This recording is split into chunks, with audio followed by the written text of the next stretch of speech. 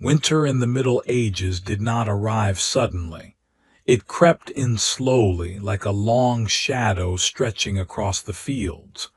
For medieval peasants, winter was not a season of beauty or rest. It was a test of endurance, patience, and quiet suffering. Long before the first snow fell, people already feared what was coming. As autumn faded, the days grew shorter. The sun rose late and disappeared early, leaving long hours of cold darkness. Peasants noticed the signs everywhere. The wind changed direction. The air smelled sharper. Frost appeared on the grass in the early mornings. Animals grew restless and birds began to vanish from the skies. Most peasants lived their entire lives in small villages surrounded by farmland. Their houses were simple and fragile, built from wood, mud, straw, and clay. These homes were never truly warm, even in summer. In winter, they became places of constant cold. The walls let in drafts, and the roofs leaked when snow melted. Smoke from the hearth filled the air because chimneys were rare or poorly built. Winter meant survival depended on preparation. Everything that would be eaten, burned, or worn had to be gathered months in advance. There were no stores, no emergency supplies, and no second chances. If a family failed to prepare enough food, they simply went hungry. By late autumn, the harvest was finished. Peasants worked tirelessly to bring in grain, vegetables, and hay before frost destroyed the fields. Wheat, rye, and barley were threshed and stored in sacks or wooden bins. Root vegetables like turnips and onions were buried in pits lined with straw to protect them from freezing. Meat was rare. When animals were slaughtered, every part was used. Salted pork, dried fish, and smoked meat were carefully stored. Salt was precious and expensive, so meat was often poorly preserved. If it spoiled, there was nothing to replace it. Firewood was just as important as food. Entire families spent days collecting wood from nearby forests, though forests often belonged to lords, not peasants. Taking wood without permission could lead to punishment. Still, many took the risk. Without fire, winter nights could be deadly. Clothing offered little protection. Most peasants owned only one or two outfits. Wool was common, but it was rough and heavy when wet. Shoes were thin and often full of holes. Many people wrapped their feet in cloth or straw to keep warm. As winter approached, work did not stop, it only changed. Fields lay empty, frozen, and useless, but animals still needed care. Chickens, pigs, and cows were kept close to the house. Sometimes animals were brought inside, sharing warmth with humans. The smell was unbearable, but warmth mattered more than comfort. Darkness dominated winter life. Without candles or oil lamps, people went asleep shortly after sunset. Long nights were spent huddled together, listening to the wind howl outside. Stories were told in whispers. Prayers were repeated again and again. Illness spread easily during winter.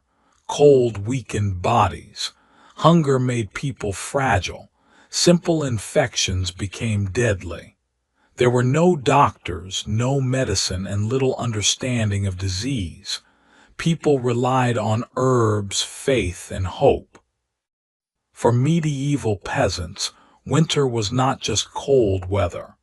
It was a season that decided who would live to see spring. Every year they faced it again, knowing survival was never guaranteed. And as the first snow finally fell, covering the land in silence. The peasants waited, enduring the long, brutal months ahead. Long before the cold winds of winter reached the villages, medieval peasants understood a simple truth. Hunger was more dangerous than cold. A body could survive low temperatures with fire and shelter, but without food, even the strongest person weakened quickly.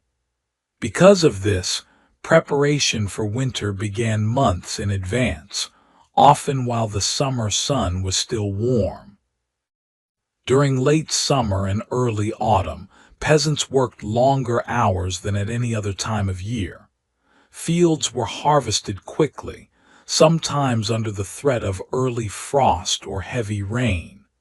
Men, women, and children all labored together, cutting grain with sickles, binding it into sheaves, and carrying it to storage areas. There was no room for delay or rest. Every missed day meant less food in winter. Grain was the foundation of survival. Bread made from wheat, rye, or barley provided most daily calories. Once harvested, grain had to be dried, threshed, and stored carefully. Moisture could cause mold, which turned precious food into poison. Rodents were another threat. Mice and rats chewed through sacks and wooden bins, stealing food silently in the night. Many families hung grain in raised containers or sealed pits to protect it. Vegetables were just as important. Cabbage, leeks, onions, and turnips were grown because they lasted longer than delicate crops. Root vegetables were stored underground, wrapped in straw and covered with soil. These pits acted as natural refrigerators, keeping food from freezing while preventing rot. Still, losses were common, and no one knew how much would remain edible by midwinter. Fruit was preserved when possible. Apples and pears were stored in cool places, while others were dried or turned into cider. Honey, when available, was a rare source of sweetness and energy. Sugar did not exist for peasants. Sweetness itself was a memory of better seasons. Meat was a luxury. Most peasants owned few animals, and keeping them alive through winter required extra food. Many animals were slaughtered in late autumn to reduce the burden. The meat was salted, smoked, or dried, though these methods were imperfect. Without enough salt, meat spoiled quickly. When that happened, families scraped away mold and ate what remained, hoping not to fall ill. Milk production slowed during winter, and fresh dairy was rare. Cheese, made earlier in the year, was sometimes available, though it grew hard and sour over time. Eggs were almost non-existent, as chickens laid few during cold months. Hunger shaped daily life. Meals became smaller and less frequent as winter progressed. A thick porridge made from grain and water was common, eaten slowly to stretch its effect. Bread was dark, heavy, and sometimes mixed with ground peas, acorns, or even bark during desperate times. Firewood was rationed as carefully as food. Burning too much early in winter could leave a family freezing later. Hearth fires were kept low, sometimes allowed to go out completely during the day. Nights were the hardest, when cold crept into bones and sleep came slowly. Peasants also prepared mentally. Winter was a time of patience and restraint. Children were taught not to complain. Adults accepted hunger as part of life. Complaints did not create food, and fear did not bring warmth. Religious faith played a role in survival. Many believed winter hardships were a test from God. Prayers were said before meals, no matter how small. Saints were asked for protection. Churches offered spiritual comfort, though little physical help. By the time winter fully arrived, preparation ended. Whatever food remained was all there would be until spring. The peasants could only wait, endure, and hope they had done enough. Outside, fields lay silent and frozen. Inside, families counted days by how much food was left, knowing hunger would grow stronger before winter released its grip. For medieval peasants, survival during winter depended not only on food, but on the fragile shelters they called homes. These houses were not designed for comfort. They were built quickly, cheaply, and with whatever materials were nearby. Yet during the coldest months of the year, they became the only barrier between life and death. Most peasant homes were small, often consisting of a single room shared by the entire family. Walls were made from wooden frames filled with wattle and daub, a mixture of sticks, mud, clay, straw, and animal dung. While this material provided some insulation, it cracked easily and allowed icy air to seep inside. Over time, families patched holes with more mud, but the cold always found a way through. Roofs were usually thatched with straw or reeds. Thatch was good at shedding rain, but heavy snow caused leaks and sometimes collapse.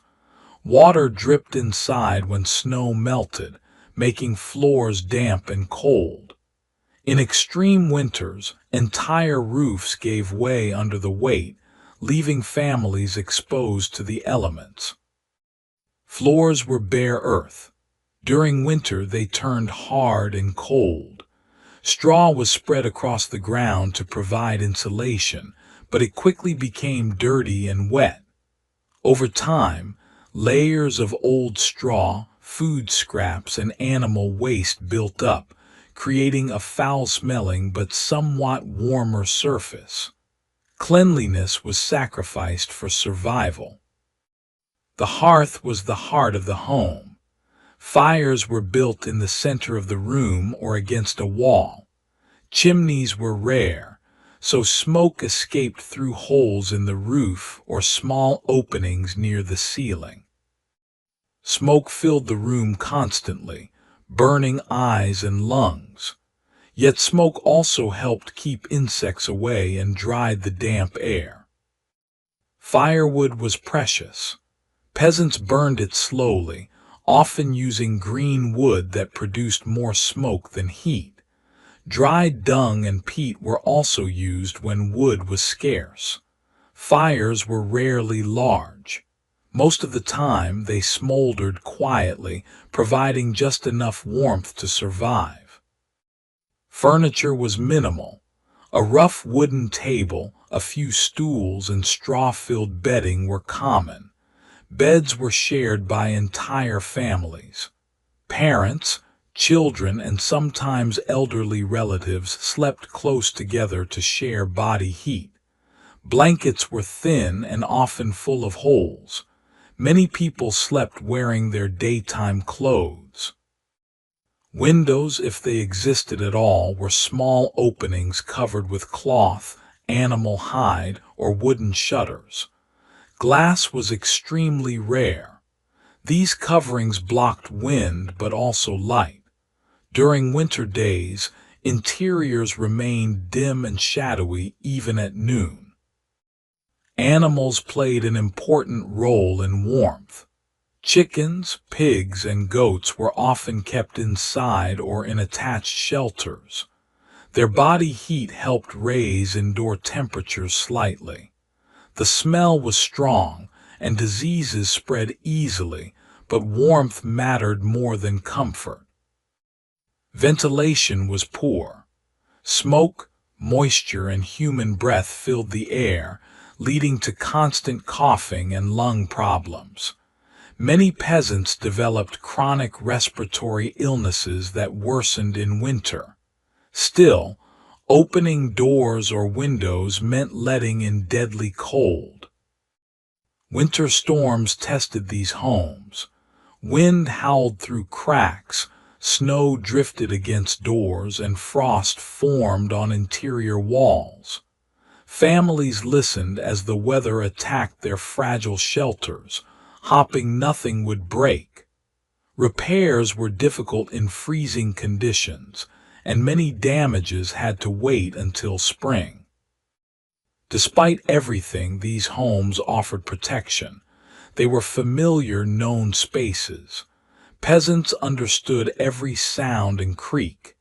In darkness, they moved by memory alone. The house was more than wood and mud. It was survival itself.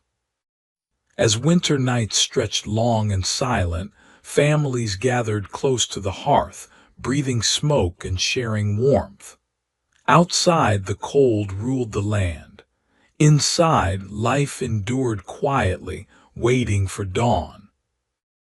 Winter nights in medieval villages were long, unrelenting, and dark. Unlike today, there were no streetlights, electric lamps, or even reliable candles. When the sun dipped below the horizon, darkness fell completely, leaving peasants to navigate their homes and farms by memory and faint hearth light. This darkness shaped life more than any law, lord, or tradition. Days had already grown short, but nights stretched for 12 hours or more. Morning often arrived late, and the sun disappeared quickly in the afternoon. Work outside the home became impossible, except in emergencies. Most villagers waited by their hearths, conserving energy and warmth, while shadows filled every corner of their homes. The cold deepened at night. Without modern insulation, temperatures inside homes could drop near freezing. Thick clothing, straw bedding, and close proximity to family and animals were the only ways to survive. The smallest gaps in walls or floors allowed icy drafts to creep in, chilling fingers, toes, and bones. Many peasants woke shivering, unable to regain warmth until the hearth rekindled. Candles and lamps were rare. Only wealthier villagers or those with church connections could afford a steady supply of tallow or beeswax. Ordinary peasants relied on small fires, smoldering embers, or torches to see. Light was precious, and most families went asleep early, using darkness as a signal that work was impossible. Long nights created a strange rhythm. Time was measured by hunger, chores, and the changing light of the hearth fire. Children often slept poorly, waking to cries of animals, the wind rattling the roof, or the cold seeping into bedding. Adults watched over the youngest, the oldest, or the sick, ensuring no one froze while huddled together. Exhaustion was constant, yet sleep came only fitfully. The silence of winter was intense. Snow absorbed sound, making the village eerily quiet. The howling wind, creaking roofs, and occasional barking dogs were amplified. People spoke in whispers. Loud voices wasted heat and energy. Even laughter became rare, for exertion was too dangerous and warmth was precious. Families learned to accept quiet as part of life. Fear also lingered in winter nights. Illness spread quickly in close quarters. Coughs, fever, and frostbite were constant threats. Without doctors, villagers relied on prayers, herbs, or charms.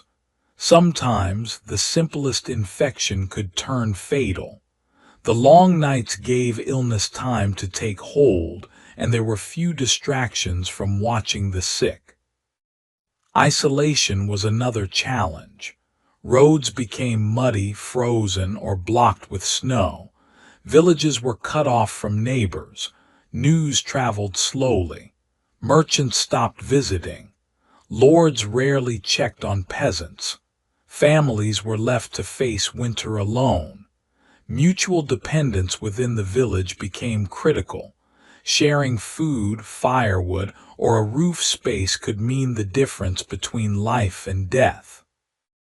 Yet there was resilience in darkness.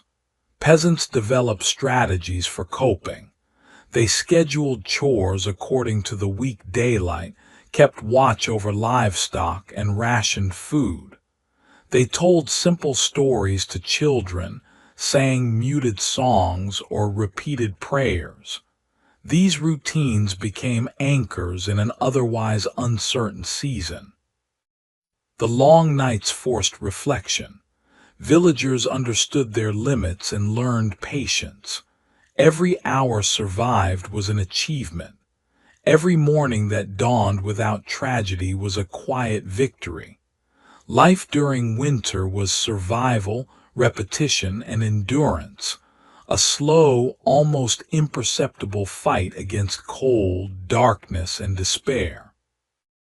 And when the first faint light of morning finally touched the frozen fields, families rose with tired bodies, ready to face another day of the season's merciless test. Winter tested every medieval peasant's ability to feed themselves. Unlike today, there were no supermarkets, no refrigeration, and no guarantee of tomorrow's harvest. Every meal required careful thought, rationing, and often sacrifice.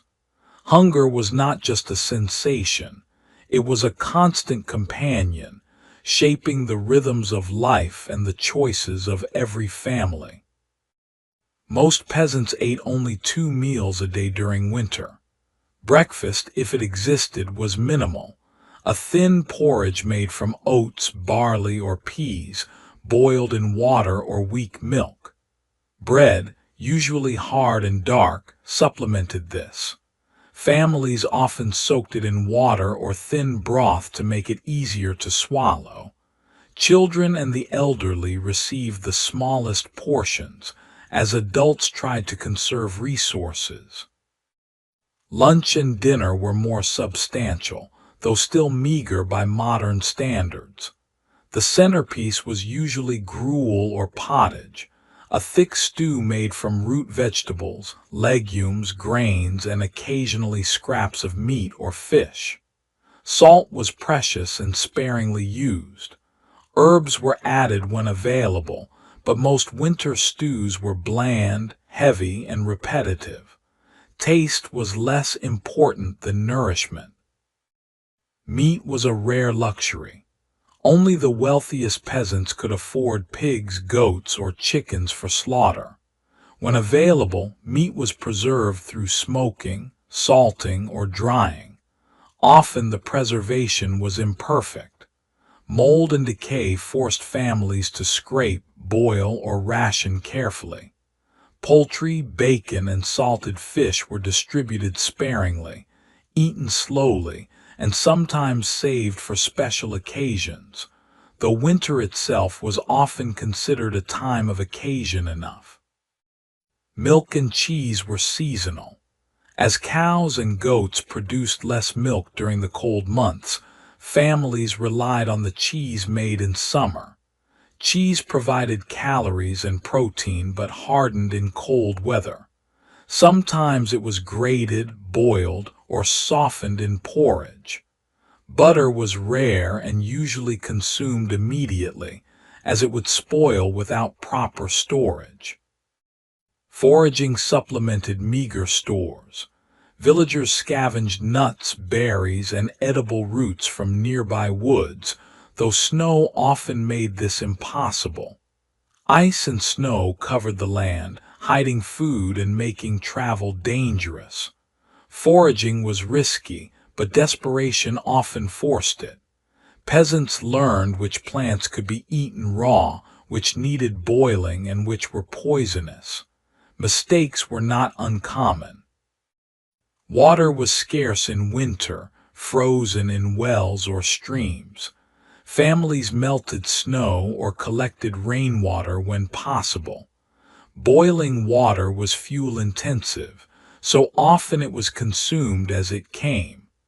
Cold, stagnant water caused illness, but drinking too little was dangerous too. Survival required careful balance. Hunger forced rationing. Children received less, sometimes sleeping through meals to stretch food for adults. Adults skipped portions, ate only once a day, or diluted pottage further. Families learned to calculate exactly how long their supplies would last, counting days by the grains left in sacks or the number of potatoes buried in straw. Sharing became a quiet necessity. Villagers often exchanged small amounts of food, traded eggs for grain, or lent meat in case of emergency. Isolation was dangerous. Cooperation increased chances of survival. Still, not every village had enough, and some families endured severe starvation, weakened bodies, and fragile bones. Hunger also shaped behavior. Physical activity slowed naturally, conserving energy. Children played less, and work was limited to essential tasks. People spoke softly, moved cautiously, and avoided unnecessary exertion. Every action required thought, every calorie mattered.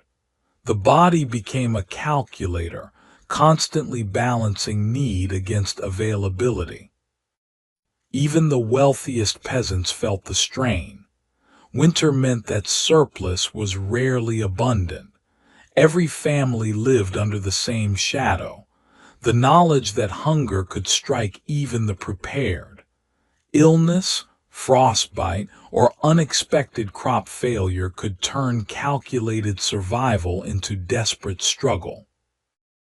By the end of the longest nights, the body was tired, the stomach empty, and the mind focused on the simplest goal, to survive until the thaw.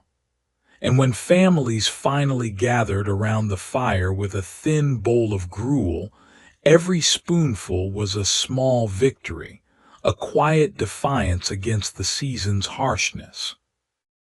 Clothing was a crucial defense against winter for medieval peasants.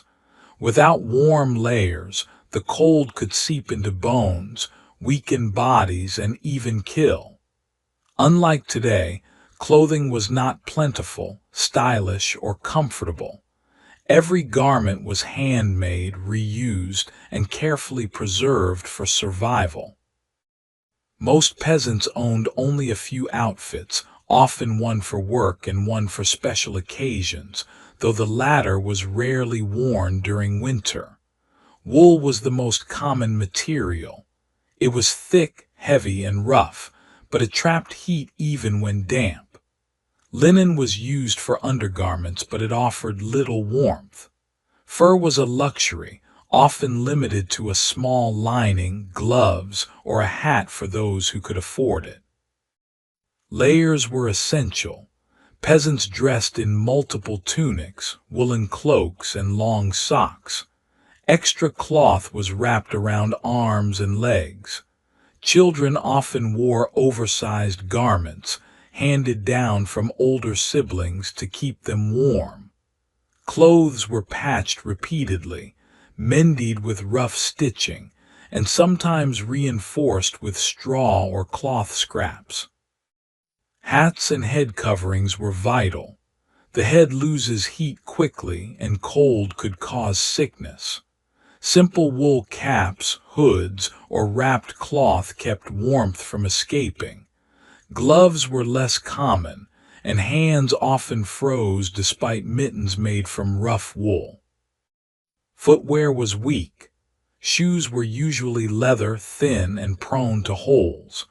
Winter made conditions worse. Snow and mud soaked shoes, leaving feet wet and frozen. Many peasants wrapped their feet in cloth or straw to provide insulation. Some went barefoot indoors, relying on proximity to the fire to survive. Outer garments were designed to block wind. Cloaks and mantles were heavy, often coated in grease or oil to repel moisture. Layers were tied tightly to prevent drafts. Still, even the best clothing could not stop icy gusts from seeping through village streets or thatched houses. Winter wear was worn constantly. Clothes were rarely changed, for washing was difficult. Wet garments were dried near the hearth, though smoke and heat often made them stiff. Families shared resources. Hand-me-downs were common, and children inherited garments from adults. Comfort was a distant luxury. Warmth was survival. Peasants also improvised. Straw-filled trousers, layered cloth wraps, and makeshift mittens were common. Families experimented with any material at hand to insulate against the cold. Even bedding incorporated clothing. Tunics and cloaks were layered under blankets for extra warmth. The cold influenced every movement. Tasks became slower, labor more exhausting, and hands stiffened with chill. Ill-prepared individuals suffered frostbite, coughs, or weakness. Clothing was their shield, and failure to maintain it meant suffering, sometimes death. During particularly harsh winters, villages adapted collectively. Neighbors shared cloaks or blankets. Elderly villagers received extra layers. Children were bundled in all available cloth. The principle was simple. Survival depended on cooperation and careful preservation of clothing. Even in these conditions, warmth was relative. Peasants spent most of the day shivering, and night offered no relief. Clothing did not guarantee comfort. It only gave them a fighting chance. Each layer, stitch, and patch mattered. Every garment was a silent testament to the struggle of enduring winter. And as families huddled together near the hearth, wearing every scrap of cloth, warmth became a shared experience. Small, fleeting, but enough to survive another night. For medieval peasants, animals were not merely companions, they were lifelines. Livestock provided milk, meat, eggs, and labor, making them essential to winter survival. Yet caring for animals in frost and snow was as difficult as surviving the cold oneself. Winter demanded constant attention, creativity, and endurance. Peasants kept animals close to the house whenever possible. Chickens, pigs, goats, and sometimes even cows were sheltered in barns or small outbuildings. When snow piled high and wind pierced the night, animals were occasionally brought inside shared spaces. Their body heat added warmth to the home, though it also brought smell, noise, and the risk of disease. Feeding animals was a delicate task. Grazing was impossible under snow, so fodder had to be prepared in advance. Hay, straw, and leftover grains were rationed carefully. Peasants measured how long supplies would last, knowing that underfeeding animals could result in death and the loss of an essential resource.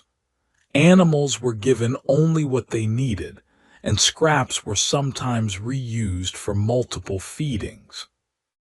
Water was another challenge. Streams froze, and wells could be encased in ice. Peasants broke ice or melted snow to provide drinking water. It required effort, fuel, and attention, but without water, even hardy animals grew weak. Frozen water bowls and troughs were a constant struggle, and villagers improvised with heated stones or smaller containers to keep the water liquid.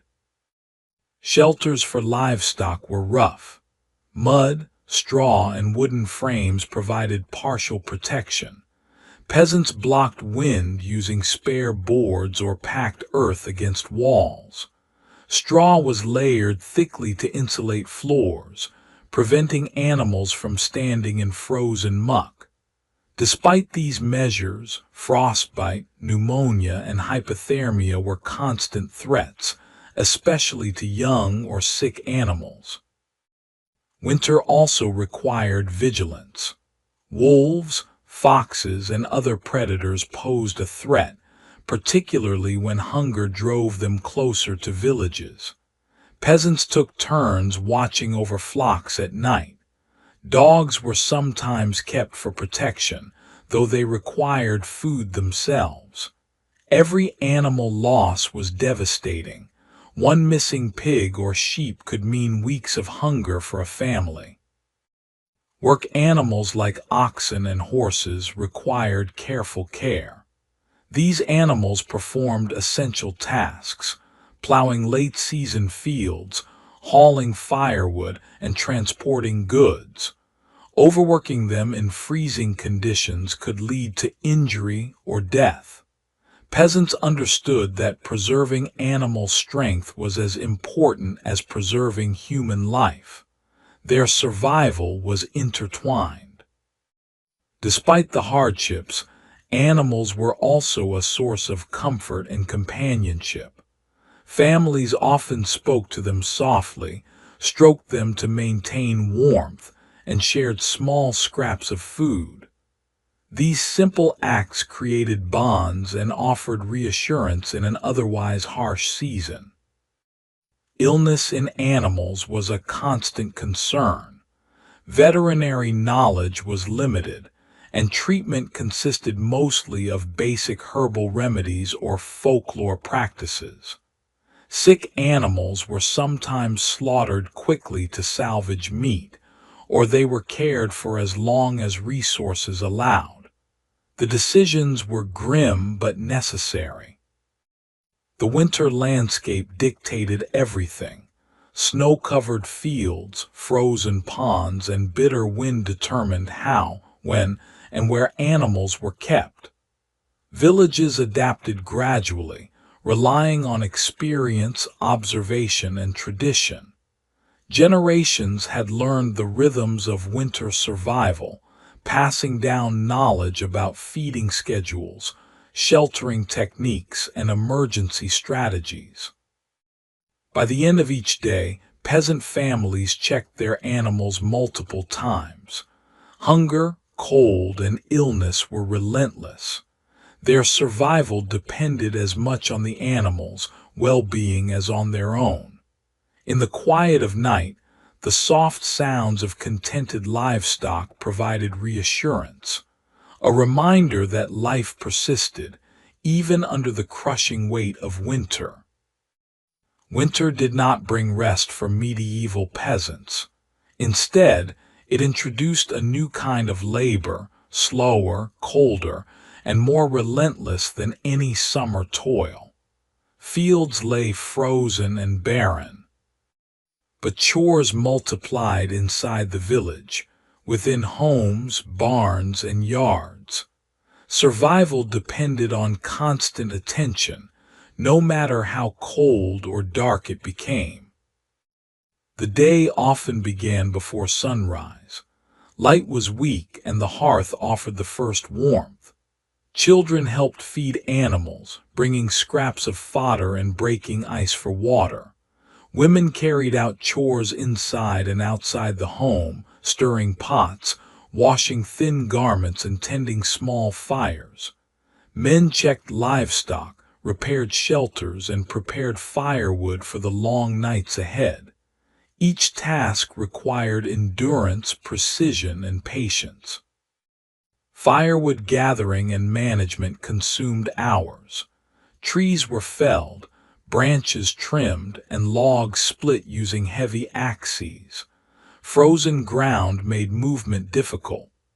Hauling wood from forests or communal stacks was slow and exhausting. Mistakes were dangerous.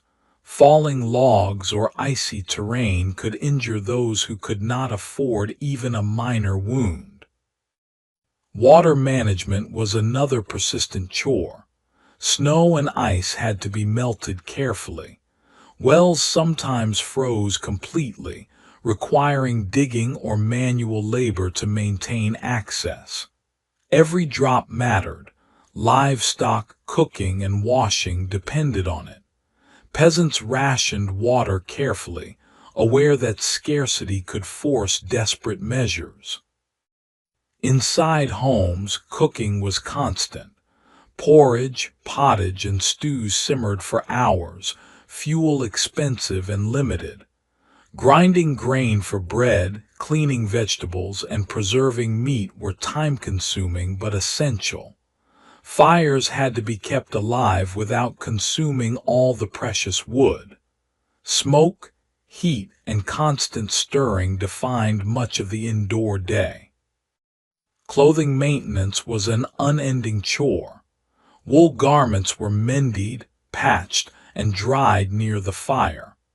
Wet clothes and bedding were rotated to prevent frostbite and sickness.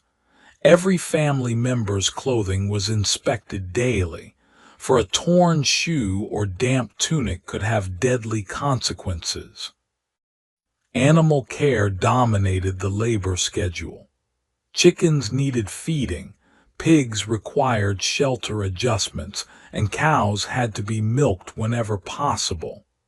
Stray animals or sickness demanded immediate attention.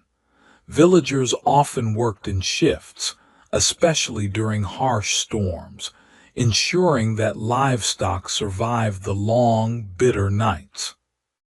Repair work was frequent.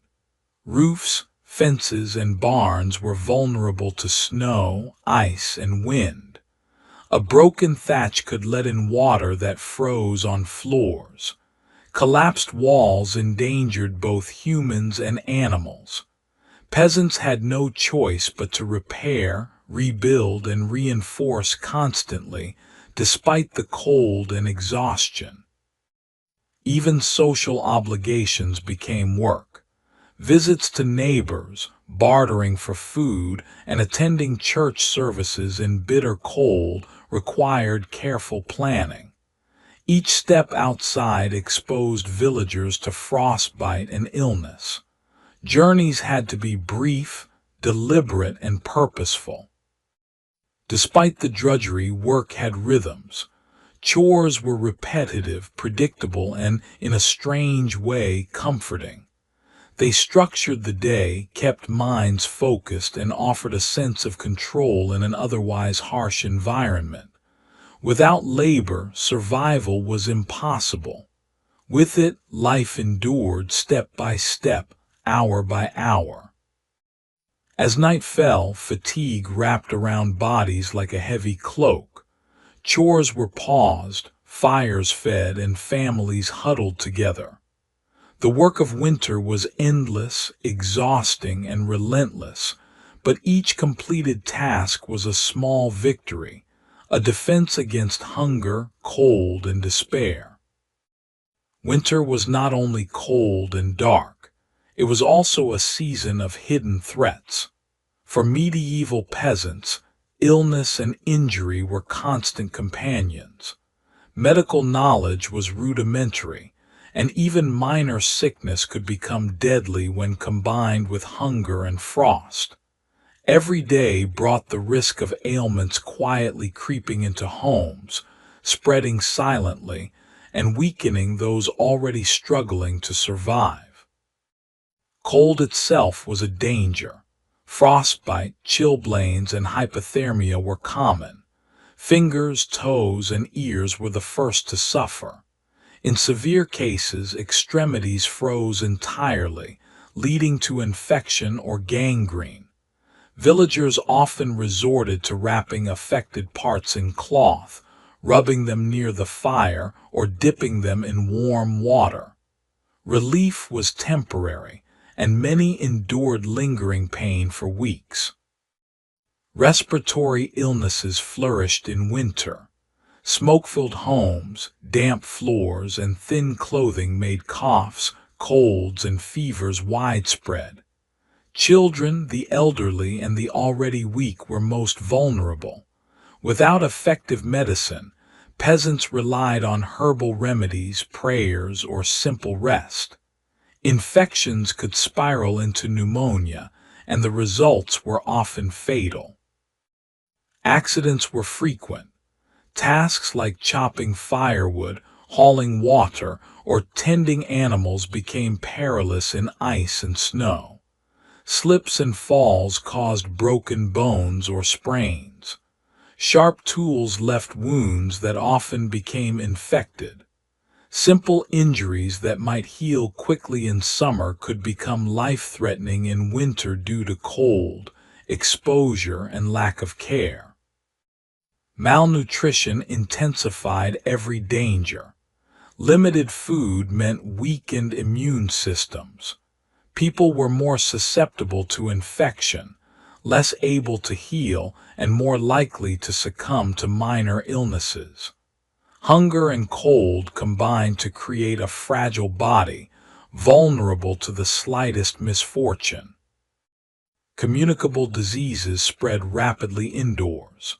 Families lived in close quarters, sharing warmth, food, and air. A single cough or fever could affect everyone in a household. Villagers had no knowledge of germs or hygiene beyond basic cleaning and faith-based practices. Isolation was often the only way to prevent disease from spreading, but the long nights and crowded homes made this nearly impossible. Pregnancy and childbirth were particularly dangerous in winter. Women faced additional risks: malnutrition, cold exposure, and lack of medical care increased mortality for mother and child. Infants were especially vulnerable, struggling to survive in weak bodies and under harsh conditions. Every birth carried uncertainty, every life a fragile hope. Even the environment was treacherous. Snow concealed frozen ponds, icy roads, and weak structures. People could fall through ice, stumble over hidden debris, or become trapped during storms. Wolves, foxes, and other predators were more active near villages when hunger drove them closer. Each day required careful observation and constant vigilance. Peasants developed strategies to cope. Simple herbal remedies were used to ease symptoms: willow bark for pain, chamomile for fever, garlic for infection. Rituals and prayers were common, sometimes accompanied by charms or protective symbols. Families learned to care for the sick and injured as best they could, sharing knowledge passed down through generations. Winter's dangers created a slow, quiet anxiety. Every cough, stumble, or fevered night reminded villagers that life was fragile. Survival depended on careful preparation, constant attention, and endurance. Illness or injury could undo months of careful planning in an instant. And yet, despite these hidden threats, life endured.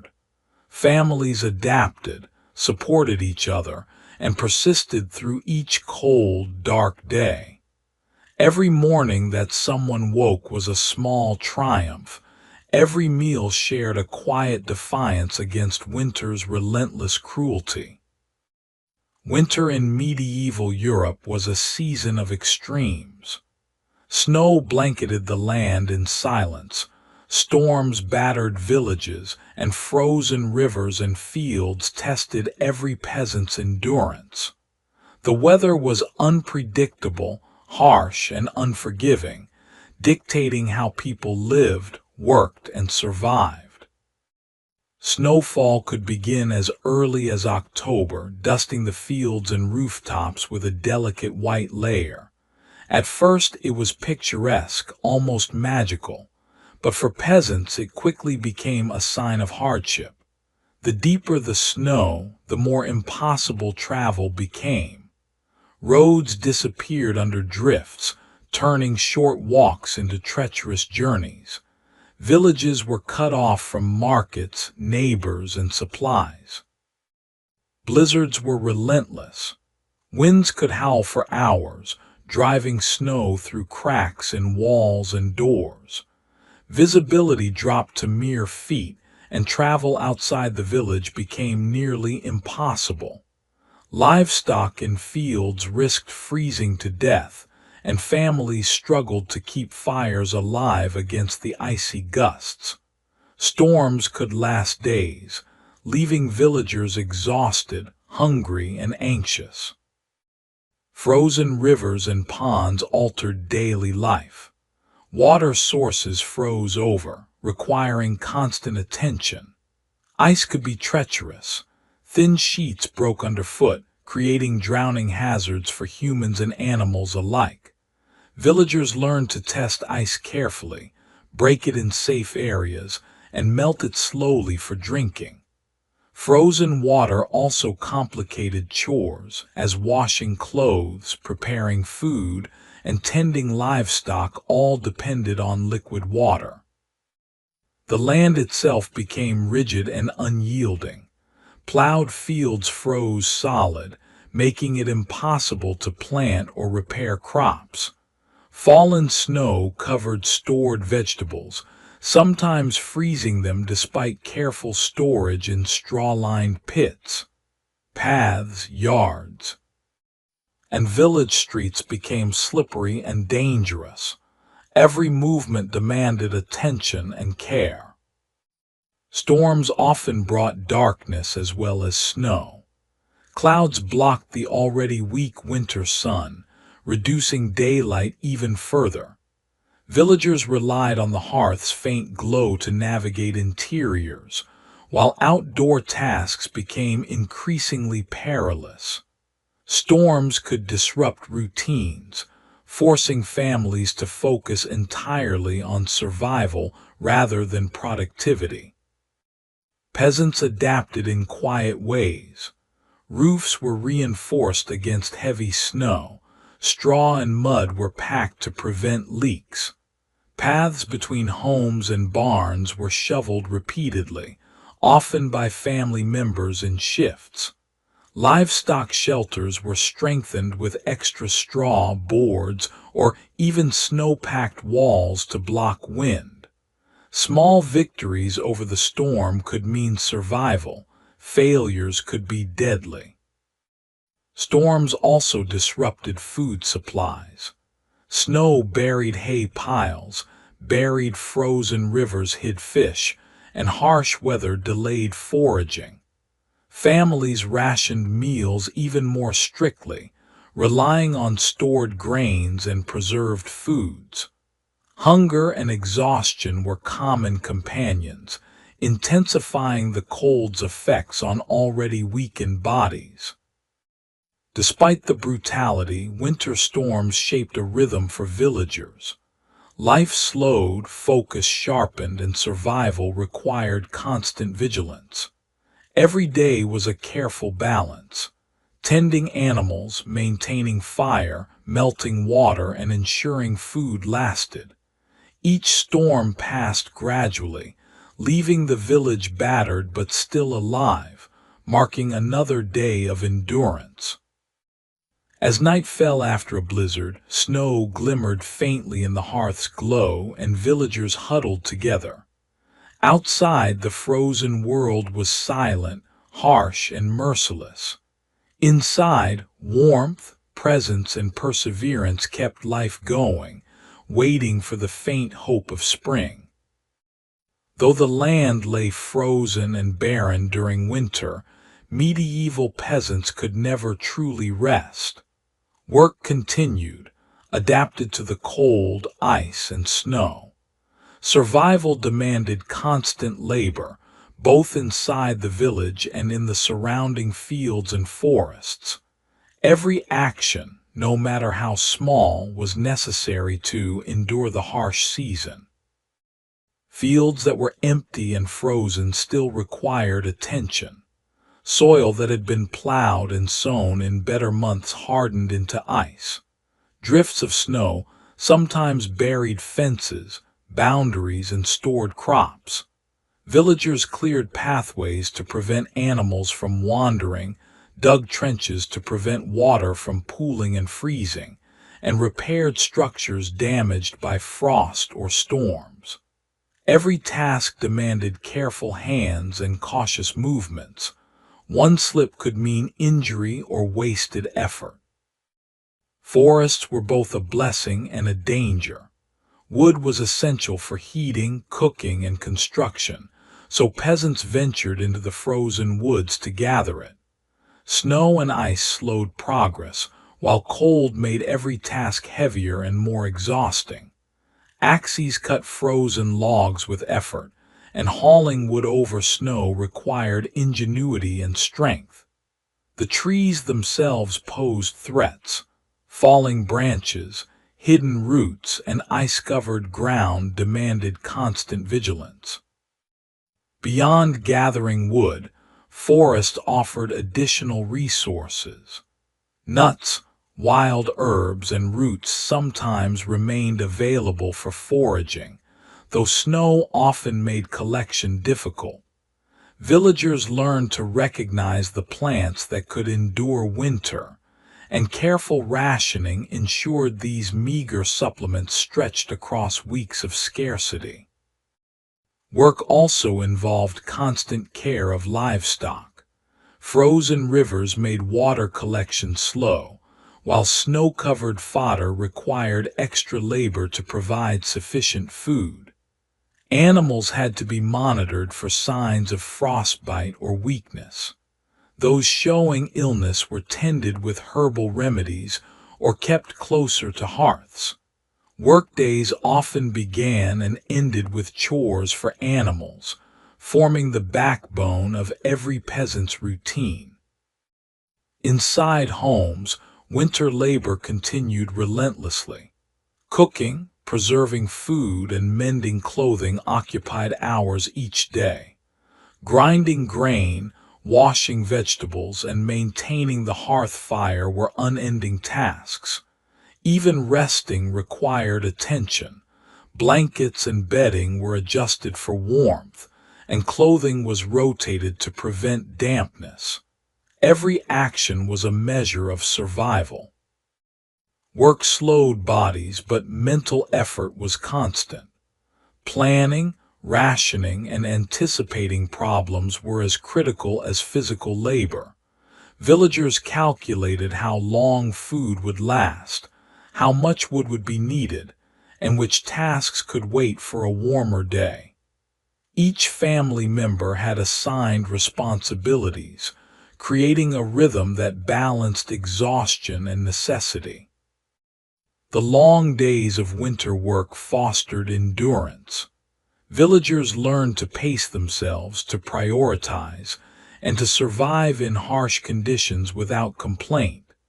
Even small successes, a stack of dry wood, a cleared path, a fed animal, were triumphs, reinforcing the fragile confidence that life could continue despite the frozen world outside. Nightfall brought relief from physical labor but not from vigilance. Fires had to be maintained, livestock checked, and food protected from animals or theft. Exhaustion was constant, but so was the knowledge that every completed chore increased the odds of surviving another night. Winter work in fields and forests was monotonous, exhausting, and relentless, yet it was essential. It formed the rhythm of life, the structure of survival, and the quiet, tireless effort that allowed peasants to endure the coldest months of the year. Winter in medieval villages was not only cold and dark, but also a season of sickness. Illnesses spread easily in cramped, damp, smoke-filled homes. Simple colds, fevers, and coughs could quickly escalate into life-threatening conditions. Healing was rudimentary, reliant on herbs, superstition, and faith rather than medicine, making survival a careful balance of prevention, care, and endurance. The cold itself weakened the body.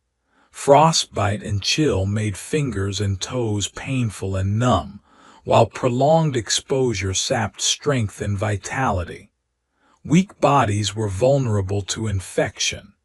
Even minor injuries, scratches from chores, cuts from tools, bruises from falls, could turn dangerous when cold slowed the body's natural healing. Respiratory illnesses were rampant. Smoke from fires, damp walls, and poor ventilation filled homes with irritants.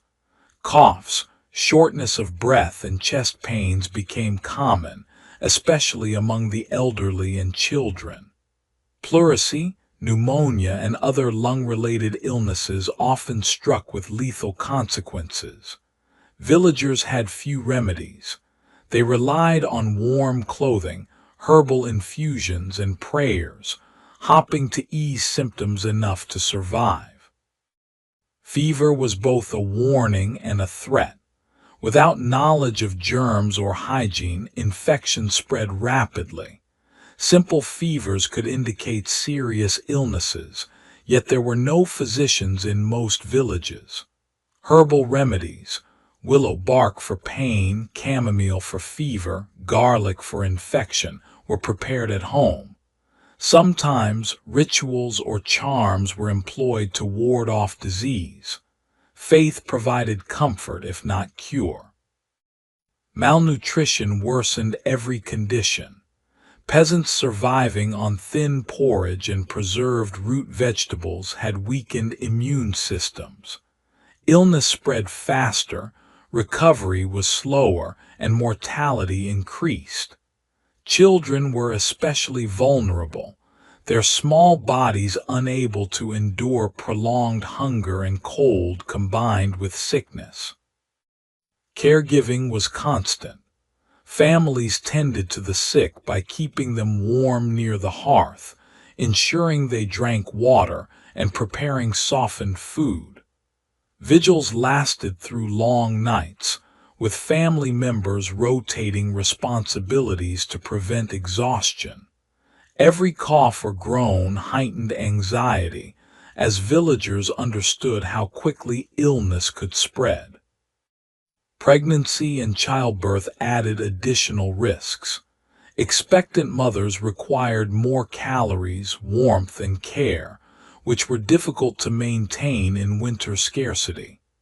Infants were fragile, their survival dependent on warmth, food, and careful attention. Mortality was high, and every birth was shadowed by the uncertainty of winter's harshness. Sanitation was poor. Floors of dirt, straw bedding, and shared living spaces allowed disease to travel easily. Peasants cleaned as best they could, washing hands, clothing, and bedding when fuel allowed. But the constant smoke, damp, and cold limited cleanliness, further aiding the spread of illness. Despite these dangers, resilience persisted. Knowledge of herbs, shared wisdom, and vigilance offered small defenses against the season's threats. Families learned to anticipate illness, act quickly, and protect those most vulnerable. Survival was less about curing disease and more about enduring it, minimizing risk, and preventing minor ailments from becoming fatal. Winter was a harsh teacher. It revealed weaknesses, exposed dangers, and demanded constant attention to health. Yet, every day survived was a quiet triumph, and every life preserved through the season's long nights represented the patient endurance of medieval peasants. Winter brought isolation as sharply as it brought cold. Medieval peasants lived in small villages, often miles from neighbors, markets, or the nearest town. Snow-covered paths, frozen rivers, and relentless storms made travel difficult or impossible. Darkness fell early, leaving long hours where villagers were cut off from the outside world. Coping with this isolation became a central challenge of winter survival. The long nights were oppressive, with daylight sometimes lasting only 6 or 7 hours. Villagers spent most of their time indoors. Windows were small and often covered with cloth or hide, allowing little light inside. Firelight flickered, casting shadows that danced across walls, but it could not replace the sun. Every day was measured by hunger, warmth, and simple tasks rather than any notion of leisure or comfort. Isolation affected the mind as well as the body. Without social interaction beyond the family, boredom and anxiety crept quietly. Children had no schools, no games, and little space to play. Adults were consumed by chores, yet their thoughts often drifted to concerns about food, animals, and survival. The monotony of the season sharpened awareness of danger and heightened caution. Villagers coped through routine, daily chores, feeding animals, maintaining the hearth, preparing food, mending clothing, structured life, and provided a sense of purpose. Repetition became comforting. The rhythm of labor created stability amidst uncertainty. Every completed task reinforced the notion that survival was still possible. Storytelling, song, and prayer filled the long nights. Families huddled near the fire, recounting old tales or repeating prayers passed down through generations. These acts offered mental relief, preserved cultural memory, and strengthened bonds within households. In darkness and cold, human connection, even in its simplest forms, became vital. Neighbors, though physically distant, provided subtle support. Villagers exchanged advice, shared firewood, and sometimes lent or bartered food. Even a brief conversation through a doorway or window could offer reassurance that one was not entirely alone. Communities survived through these small acts of cooperation and vigilance. Isolation also encouraged resourcefulness. With no access to medical care, shops, or markets, peasants learned to improvise solutions to every problem. Herbs were gathered for medicine, firewood rationed for warmth, and food stretched as far as possible. Creativity and careful planning were as essential as labor or strength. The darkness itself became part of survival. Villagers moved slowly and deliberately, conserving energy and avoiding accidents.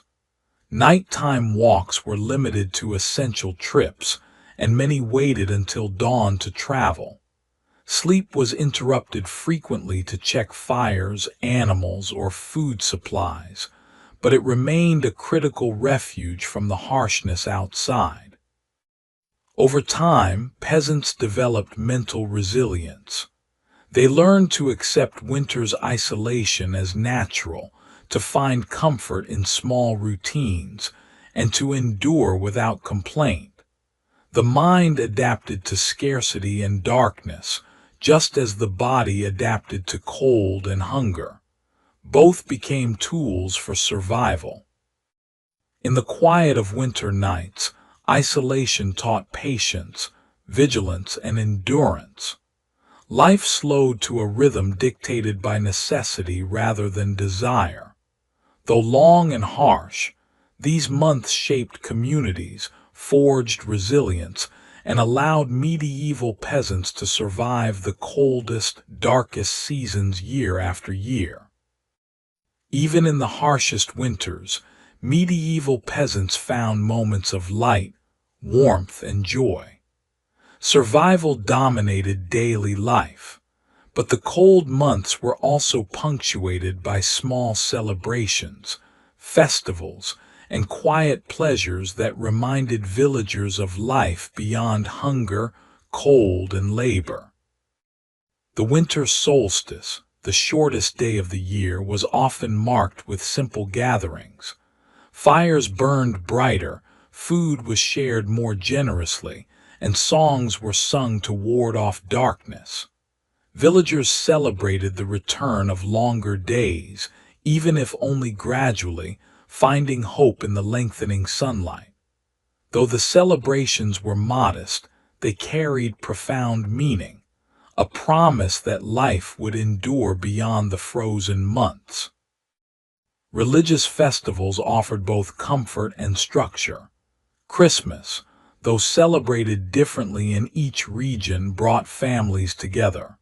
Churches, when accessible, provided warmth, light, and a sense of community. Prayers and rituals reinforced faith, offering reassurance that winter's hardships were not endless. The spiritual aspect of these occasions gave people strength to face months of scarcity and cold. Food, rare and precious, became a source of celebration. Special meals were prepared when possible, incorporating the best preserved meats, root vegetables, or grains. Even a small treat, a piece of cheese, a bit of honey, or a rare piece of salted fish, became a moment of delight. Families savored these meals carefully, stretching the experience across hours or sharing it with others to enhance joy. Storytelling and song were also essential. Around the hearth, adults recounted tales of heroes, saints, or past village events. Children listened quietly, their imaginations transporting them far from snow-covered fields and frozen roads. Songs, chants, and prayers filled the smoky rooms, creating a sense of rhythm and continuity in life.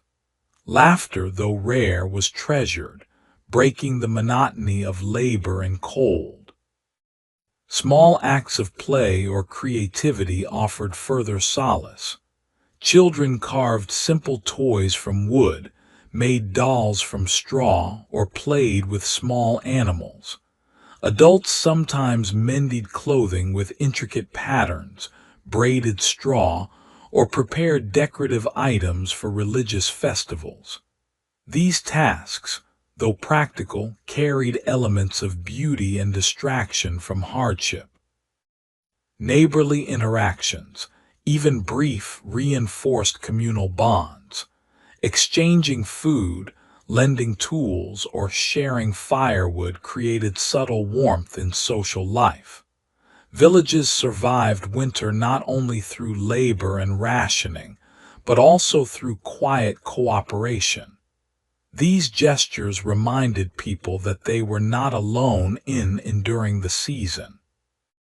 Even ordinary work carried small pleasures. Completing a repair, chopping enough firewood, or feeding animals successfully created a sense of accomplishment. Survival itself became a quiet victory, a rhythm of small achievements that offered reassurance amid uncertainty. Winter celebrations and small joys, though modest, were crucial for mental survival. They reminded peasants that life continued beyond hardship, that warmth and light could be found even in the coldest months, and that community, faith, and family were enduring shields against the relentless season. After months of cold, snow, and hardship, medieval peasants lived in constant anticipation of spring. The season represented survival, renewal, and the promise of life beyond scarcity and cold. Waiting for spring was not idle. It was a tense, patient vigilance, measured in subtle signs and careful preparation. Every day, villagers watched the weather. Melting snow, thawing streams, and the faint warmth of the sun were signals of approaching spring. Small changes in nature, a budding branch, a returning bird, or the softening of frozen ground, were celebrated quietly. These signs offered hope, reinforcing the belief that life and growth would return. Food stores, often depleted by the harsh months, were carefully managed until the first new crops could be harvested. Grain, root vegetables, and preserved meats had to stretch longer than intended.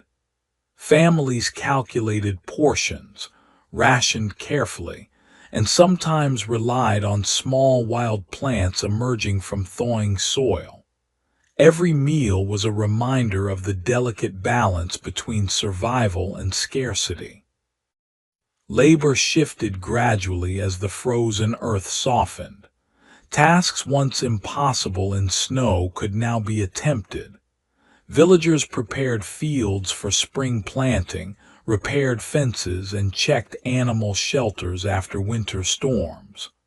Work was still exhausting, but it carried renewed purpose, the promise of a harvest, a return to abundance, and a chance to rebuild strength.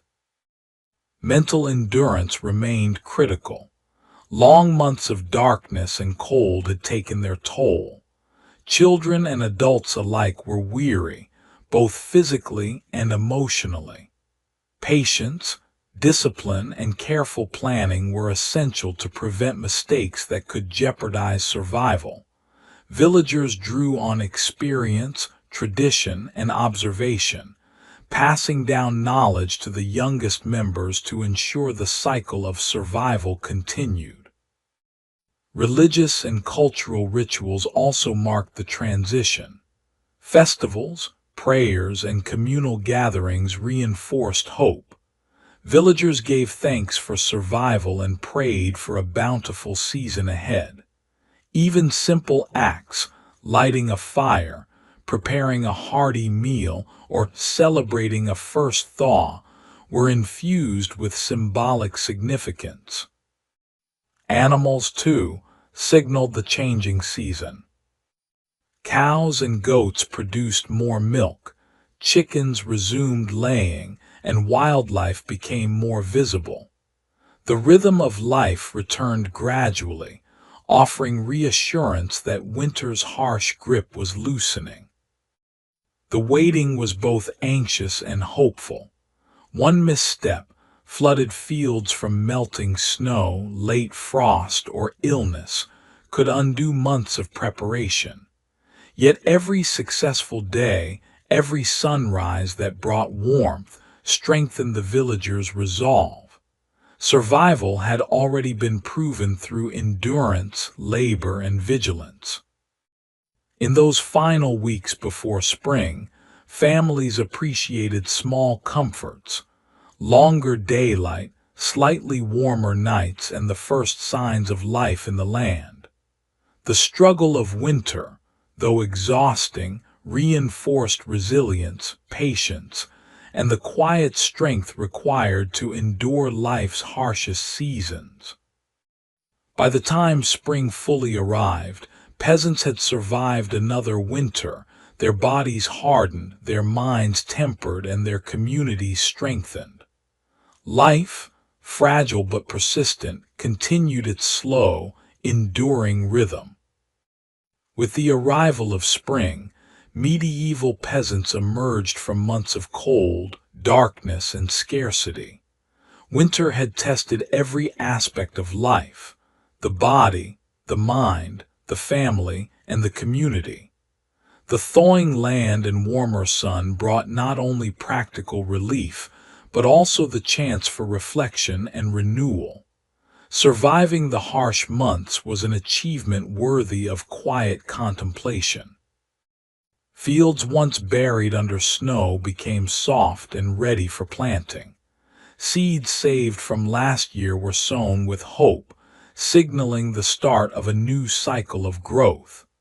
Labor shifted from merely surviving to rebuilding and creating abundance. Villagers repaired fences, maintained tools, and planned for the harvest to come. Each task, once a struggle, now carried optimism. Food became more available. Fresh greens, budding herbs, and early vegetables supplemented stored grains and preserved meats. Livestock regained strength as pastures slowly emerged from frozen ground. Hunger, which had shaped nearly every decision during winter, finally loosened its grip. Meals grew more satisfying, and the routine of survival shifted toward cultivation and preparation. The human spirit, tested by isolation and darkness, flourished anew. Children played more freely, families spent longer near the sunlit outdoors, and songs and laughter returned to homes. Mental and emotional exhaustion from winter gradually lifted, replaced by energy and renewed purpose. Reflection was also a vital part of spring. Villagers considered what had worked, what had failed, and what lessons could be passed to the next generation. Knowledge of weather patterns, safe paths, animal care, and food preservation was precious. Experience became wisdom, ensuring that the cycle of survival continued with each passing year. Communities strengthened as well. Shared hardship had reinforced bonds. Neighbors who had cooperated to survive winter now celebrated survival together.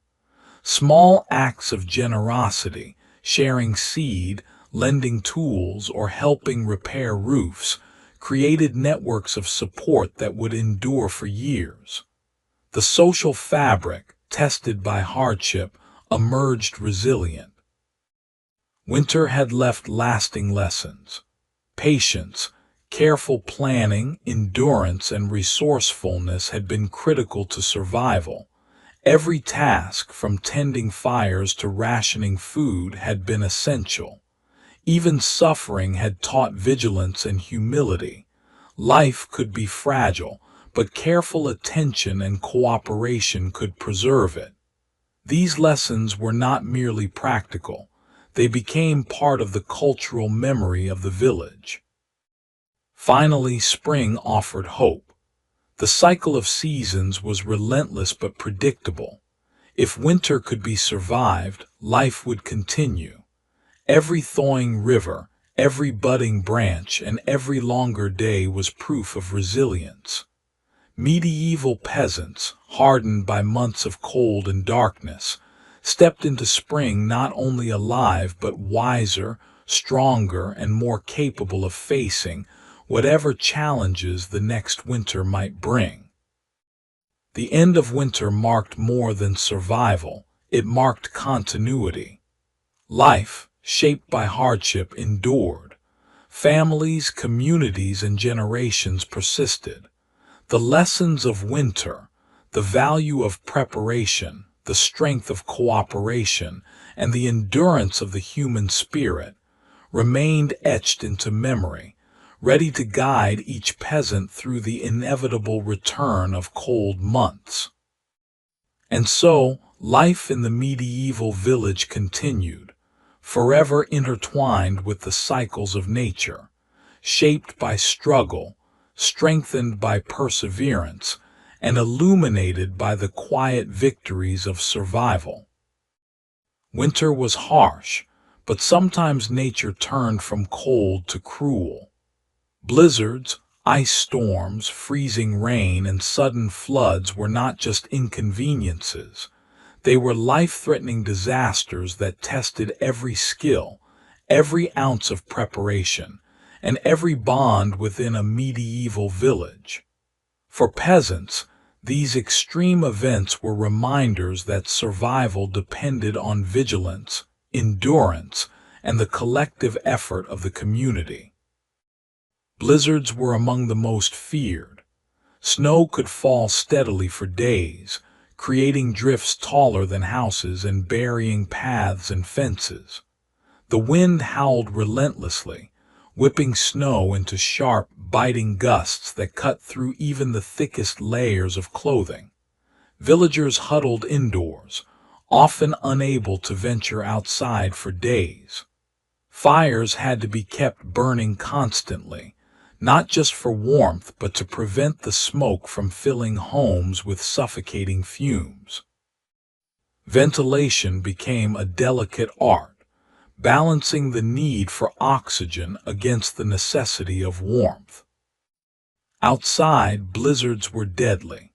Livestock left in fields could die from exposure, trapped under snow drifts or frozen in place.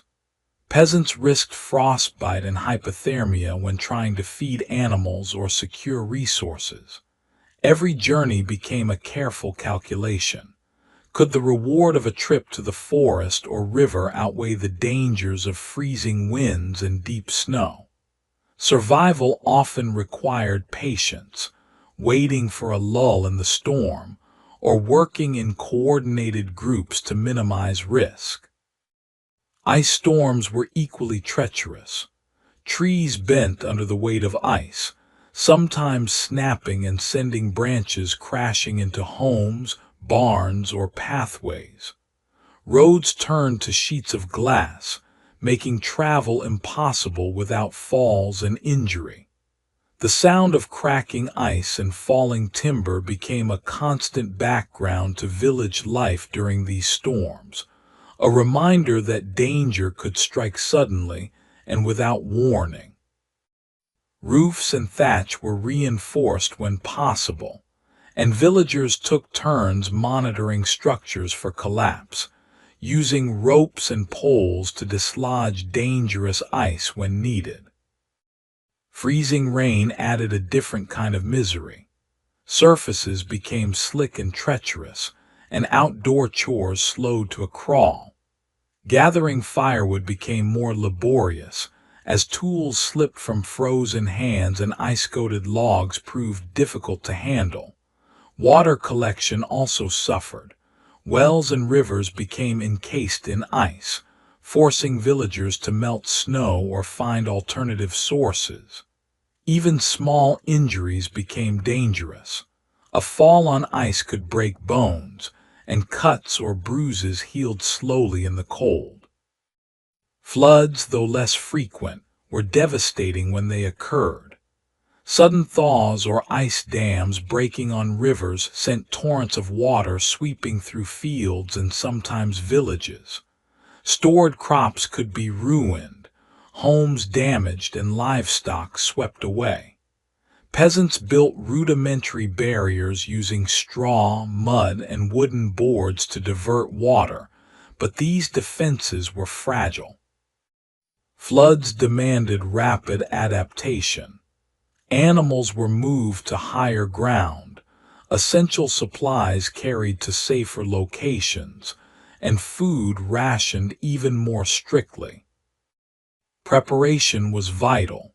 Villages stored extra firewood, strengthened homes, and maintained paths for emergencies. Knowledge passed down from generation to generation guided responses, how to anticipate storms, what signals from the sky or animals indicated danger, and which areas of the village were safest during disasters. Experience mattered, but luck often played a role. Even the most prepared villagers could fall victim to the unpredictability of nature. Community cooperation became crucial during extreme weather. Families worked together to clear snow from roofs, repair fences, or escort the elderly to safe locations. Sharing food, water, and firewood reduced individual risk. Sometimes, groups ventured out into storms to rescue stranded livestock or check on neighbors. Every act of cooperation increased the village's collective chances of survival. Mental endurance was tested as much as physical. The long, dark hours of storms induced anxiety, fear, and fatigue. Noise, like howling winds or creaking timber, heightened tension.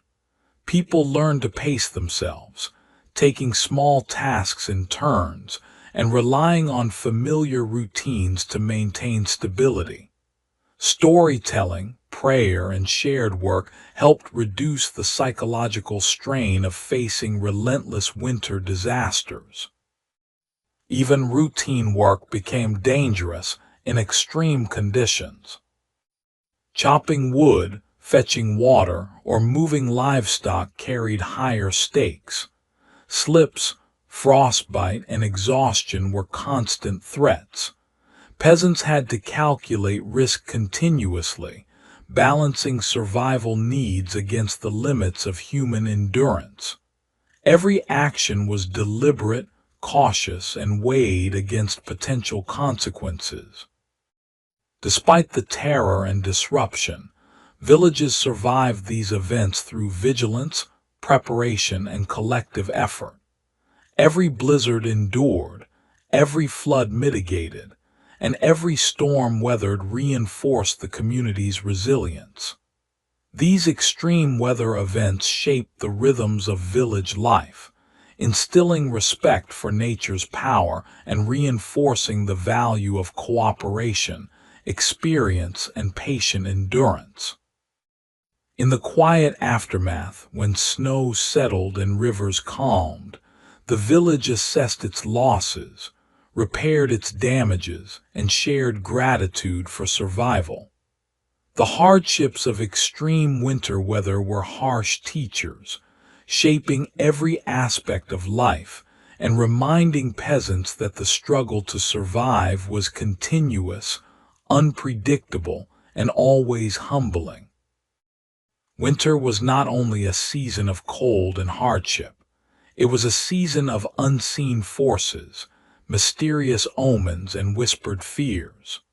For medieval peasants, survival depended not only on firewood, food, and labor, but also on navigating the intangible threats of superstition and folklore. Shadows seemed longer, winds more menacing, and every unusual sound or occurrence could be interpreted as a warning from spirits, witches, or otherworldly beings. Villagers believed that the cold months were a time when the boundary between the living and the supernatural thinned. Stories passed down through generations warned of winter spirits wandering forests and fields.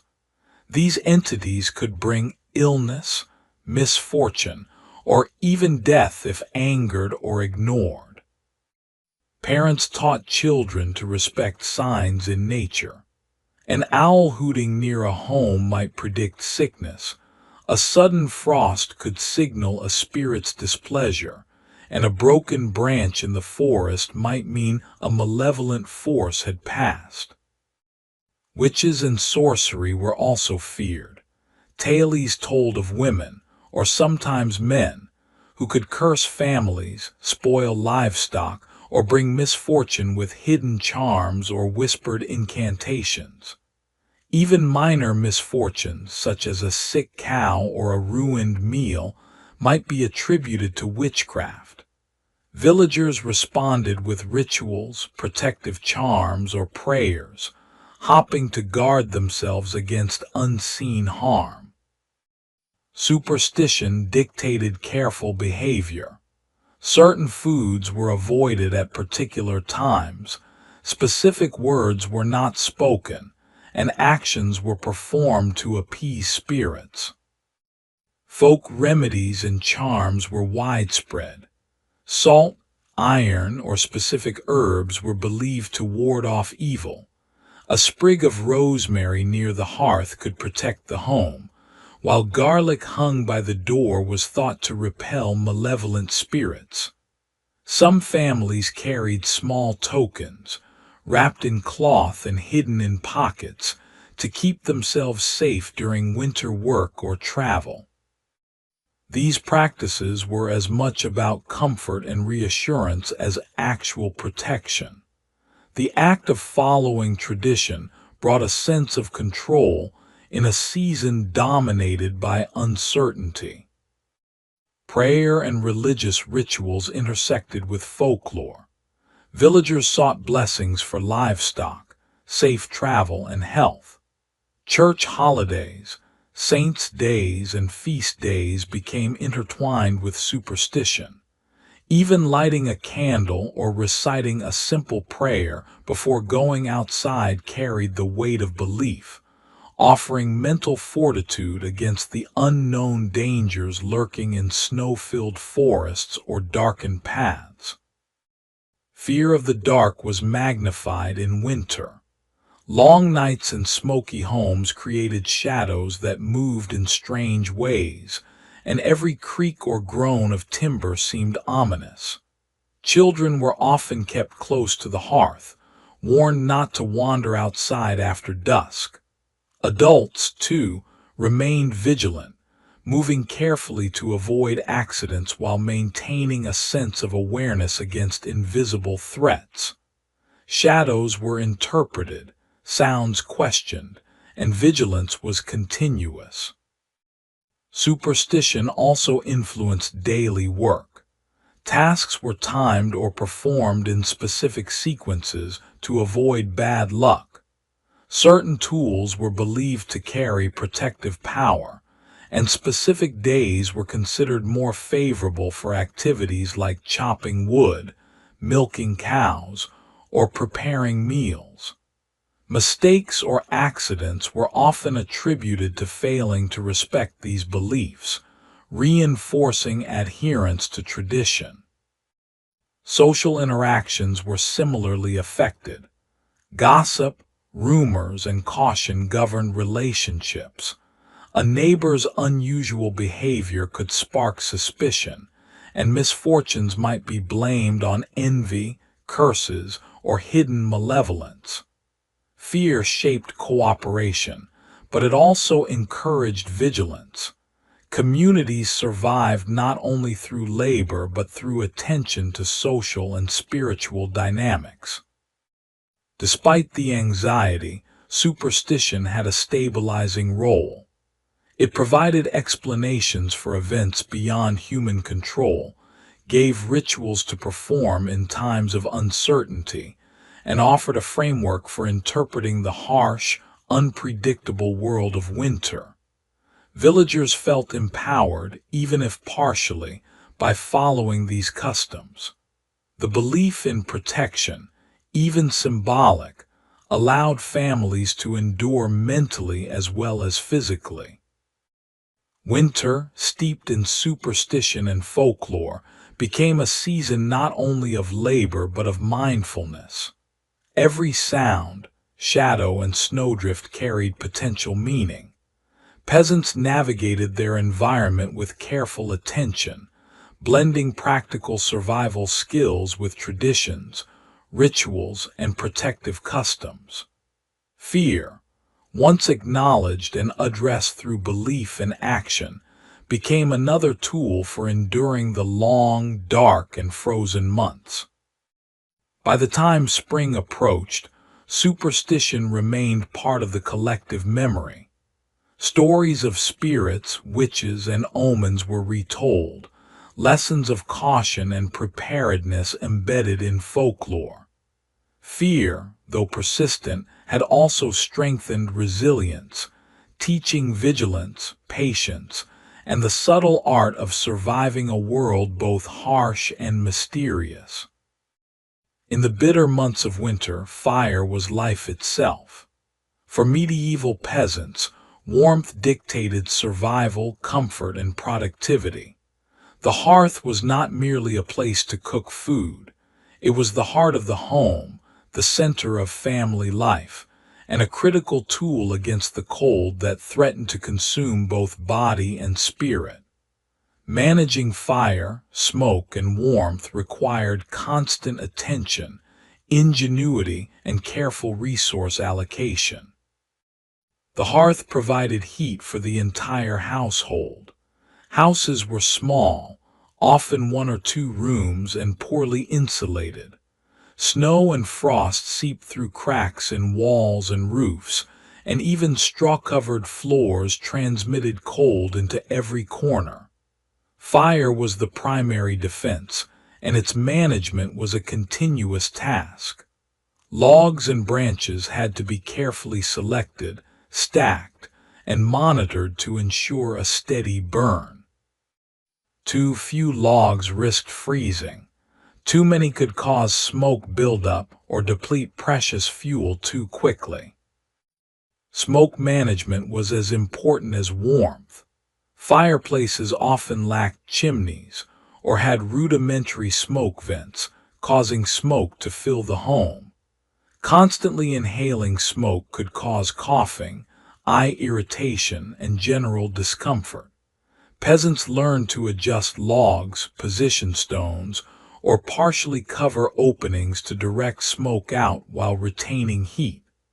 Observation and experience guided these adjustments, as every home had its unique quirks and challenges. Firewood rationing required meticulous planning. Each log represented hours of labor, chopping, hauling, and splitting. Wasting wood meant risking frostbite, illness, or loss of livestock. Peasants calculated how much wood would be needed each day and night, factoring in outside temperatures, household size, and the presence of animals. Efficiency was key. Even small miscalculations could have significant consequences over weeks of winter. The hearth's warmth extended beyond humans. Livestock sometimes spent nights in adjoining areas or even inside houses. Their body heat contributed to overall warmth, creating a shared, symbiotic environment. However, this also meant managing odors, hygiene, and space carefully. Feeding animals close to fire required balance. Too close could risk burns or fire hazards. Too far reduced the benefit of their warmth. Cooking was intertwined with warmth. Food was prepared over open flames or in iron pots suspended above the fire. Long-simmered stews, porridge, and soups not only nourished bodies but also added heat to the room. The act of cooking demanded vigilance. Stirring, adding fuel, and monitoring temperature ensured that meals were edible and warmth was maintained. Even small missteps could leave families cold and hungry. Nighttime posed additional challenges.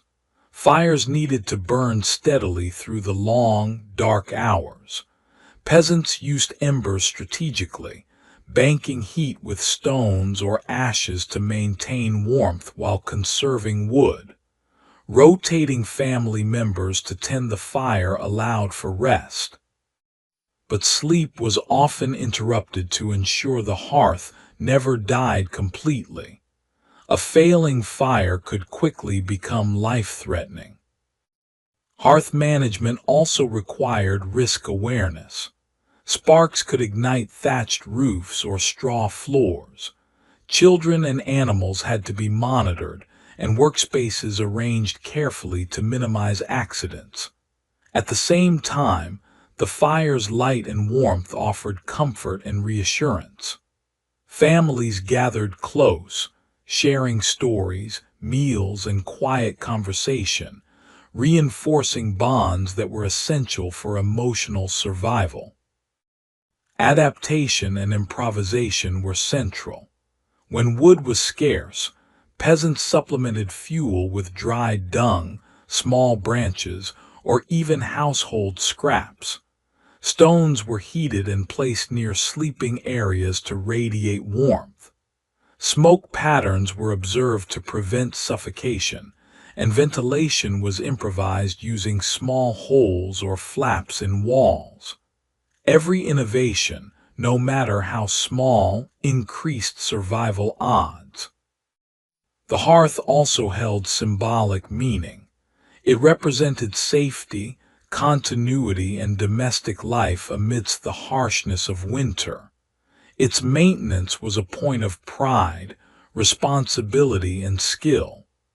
A well-kept hearth reflected careful planning, diligence, and the household's ability to endure hardship. Winter's cold might press in from every direction, but a managed hearth offered a controlled, predictable source of warmth, nutrition, and light. It was the central thread in the tapestry of survival, a focus of labor, a source of comfort, and a quiet reassurance that life continued despite the relentless frost outside. When fields lay frozen and snow blanketed the land, medieval peasants turned their attention to tasks that could be done indoors. Winter was a time of survival, but it was also a time for domestic projects, repairs, and crafts, small, slow activities that kept both body and mind engaged while strengthening families and communities. These labors were never merely decorative. They were essential for comfort, survival, and the continuation of everyday life. One of the most important crafts was clothing maintenance. Woolen garments, often patched and worn thin, needed constant mending. Peasants repaired tunics, cloaks, and stockings by sewing torn edges, reinforcing seams, and reweaving patches of fabric. Clothes were not replaced lightly. Each piece represented a precious resource painstakingly created or purchased. Children sometimes assisted, learning skills that would be crucial for their future survival. Mending was slow work, requiring focus, dexterity, and patience, but it also offered a sense of accomplishment.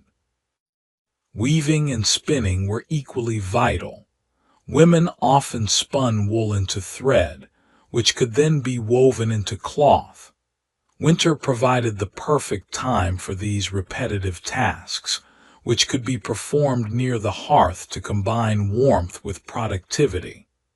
The spinning wheel or distaff became familiar companions, and the rhythm of turning thread into usable material offered both purpose and comfort during the long nights.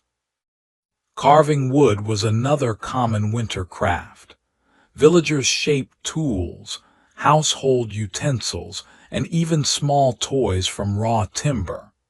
Axes, spoons, bowls, and simple furniture were crafted with precision, ensuring durability for daily use.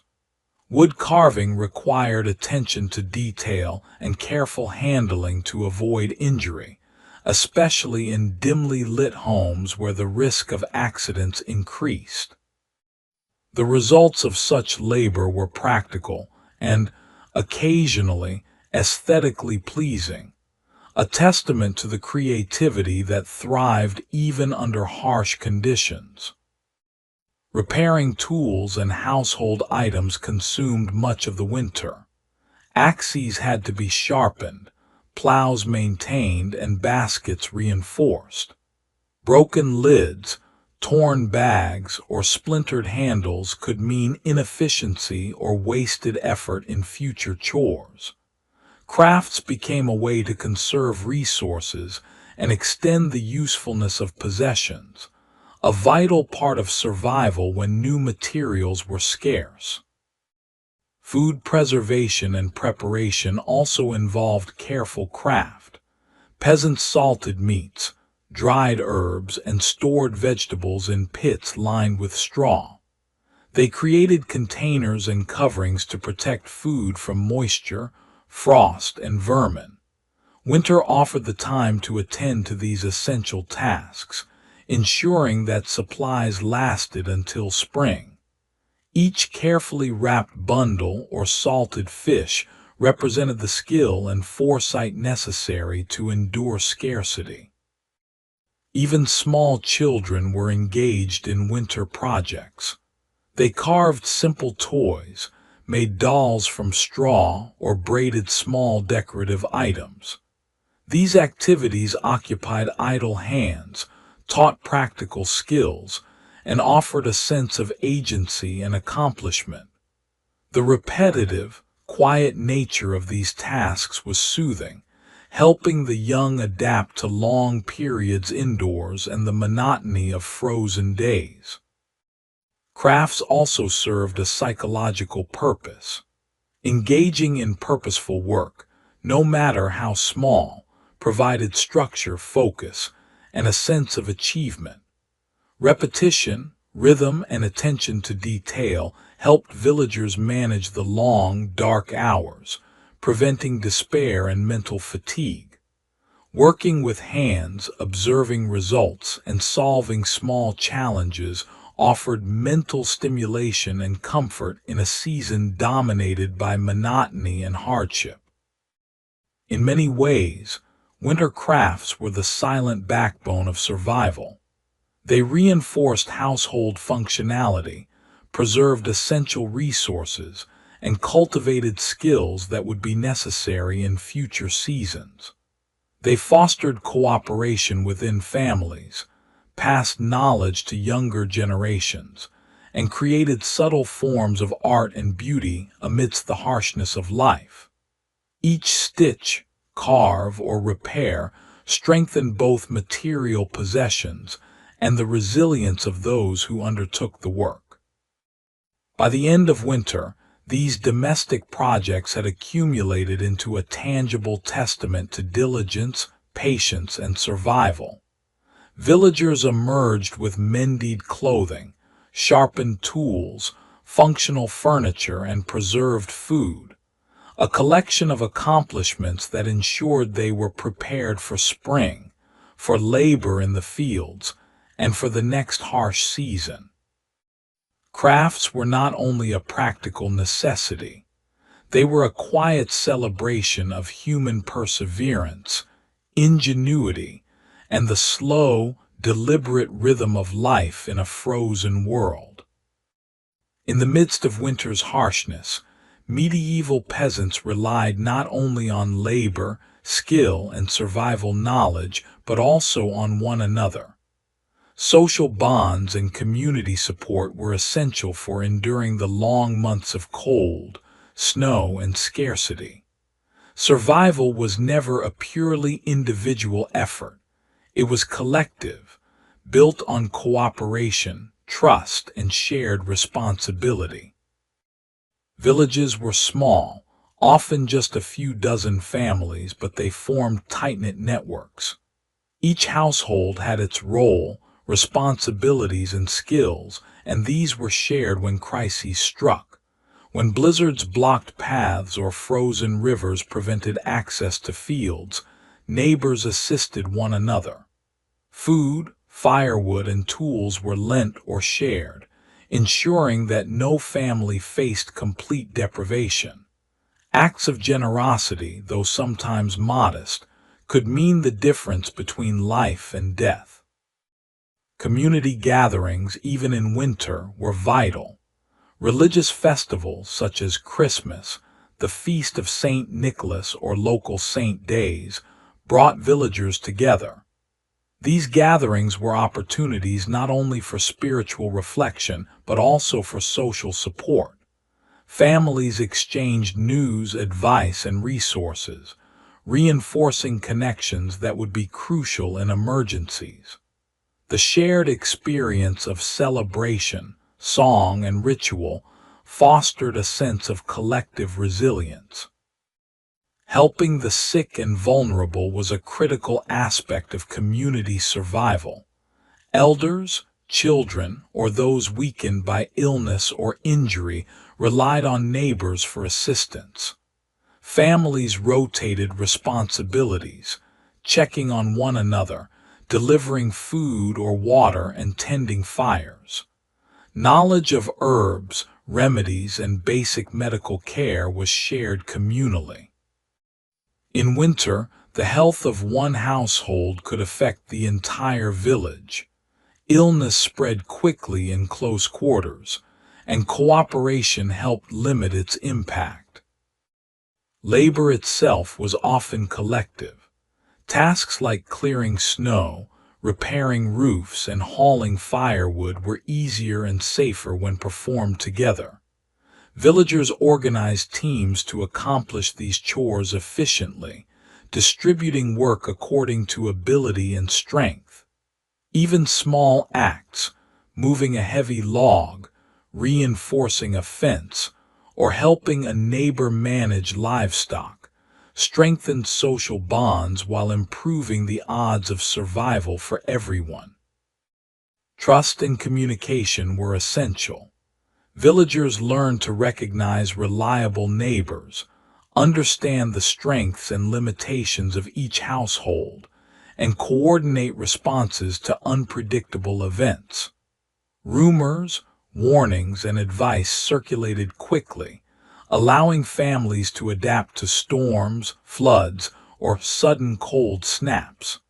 Social cohesion became as critical as stored food or firewood, and breaches of trust could jeopardize entire communities.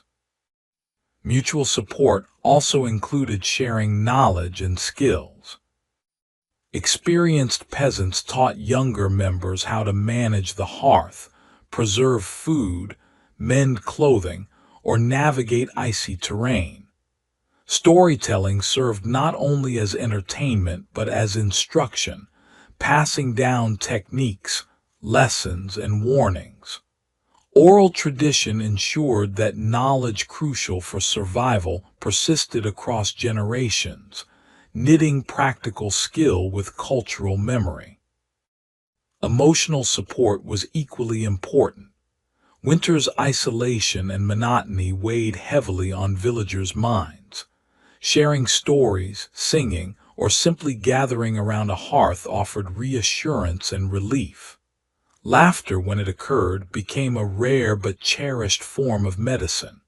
Even small social interactions, passing a greeting, lending a hand, or offering advice, helped maintain morale, which was vital for enduring the long, dark months. Community rituals extended to food management.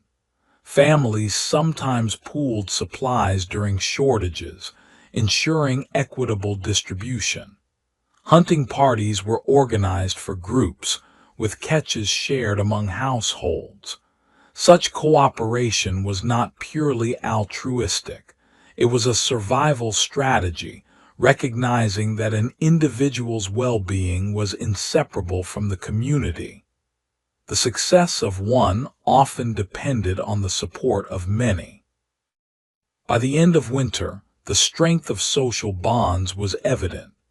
Villagers emerged not only having survived the cold but having reinforced trust, shared knowledge, and solidified relationships. These connections were not temporary. They became embedded in the social fabric, forming networks that would endure through future hardships. Communities that worked together thrived. Those that fractured struggled. Winter, with all its challenges, taught peasants that survival was a collective endeavor. Hardship strengthened bonds, necessity inspired cooperation, and shared experience fostered resilience. The social fabric of a village, woven through small acts of generosity, labor, and communication, became as vital to life as fire, food, or shelter. In the quiet, frozen months, human connection was the warmth that sustained both body and spirit. Winter in a medieval village was more than a test of physical endurance. It was a profound challenge to the mind. Endless cold, long nights, isolation, and monotony weighed heavily on every villager. Survival required more than rationing food and tending fires. It demanded mental resilience, patience, and strategies to endure the psychological hardships of months spent in darkness and scarcity. Isolation was one of the most persistent challenges.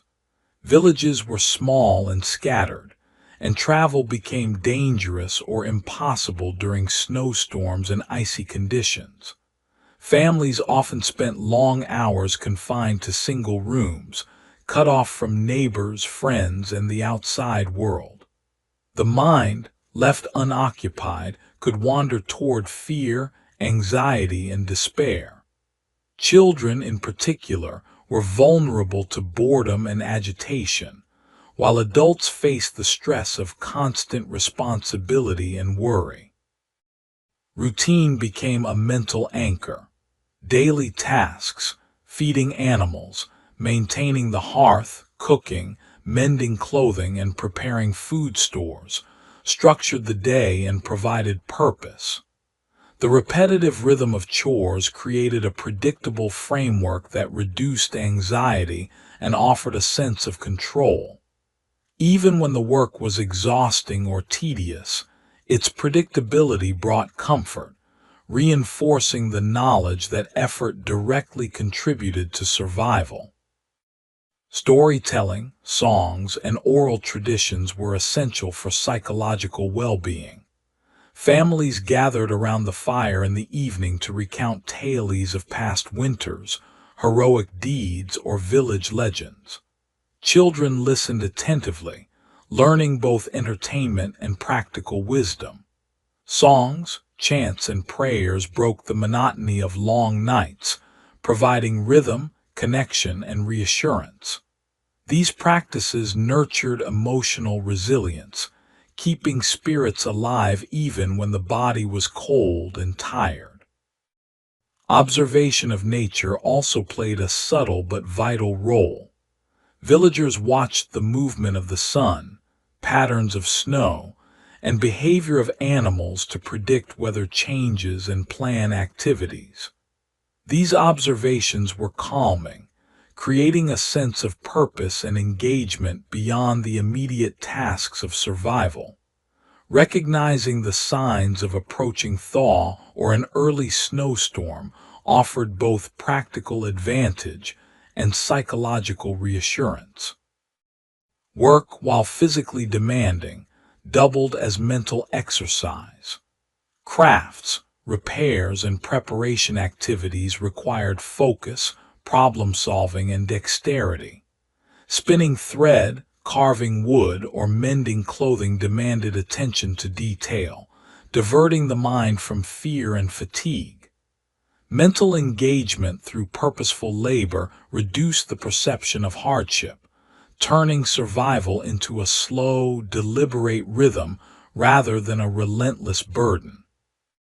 Community interaction, even limited, bolstered psychological resilience. Sharing stories, helping neighbors, or exchanging resources provided social reinforcement, a sense of belonging, and emotional support. Knowing that others were facing the same challenges created solidarity, reducing anxiety and fostering collective confidence in survival.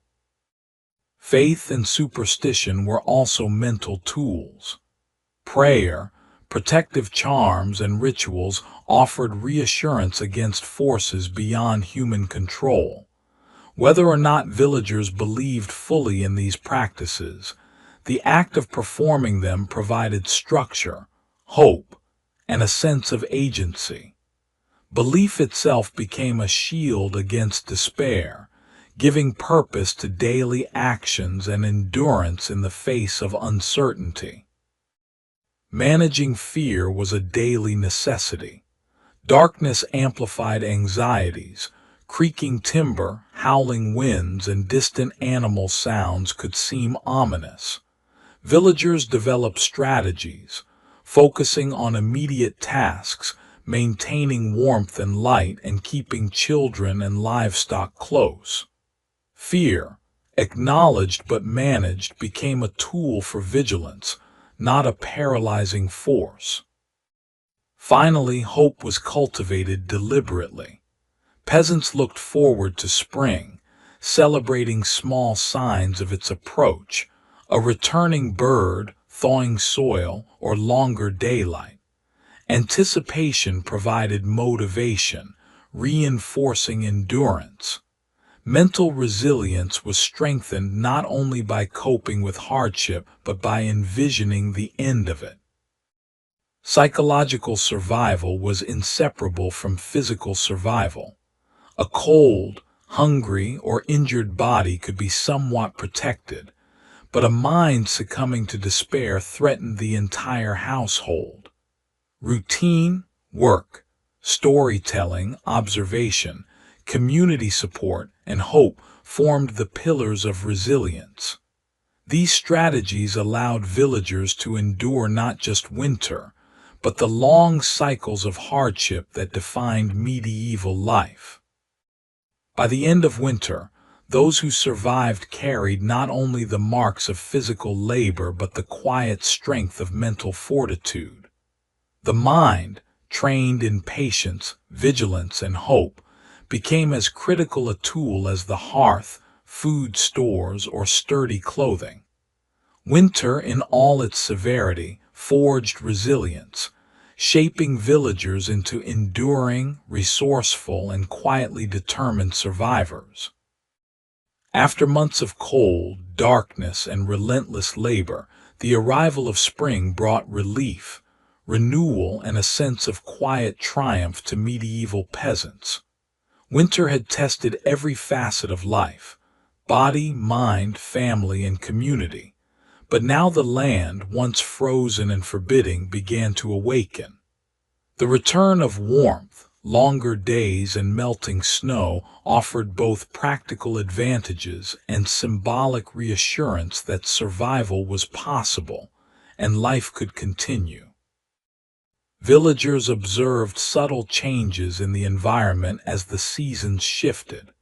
Snow receded in patches, streams and rivers began to flow freely, and the first green shoots emerged from thawing soil. Birds returned from migration, signaling that warmer weather was near. These natural signs brought hope and motivation, reminding peasants that the long months of deprivation were coming to an end.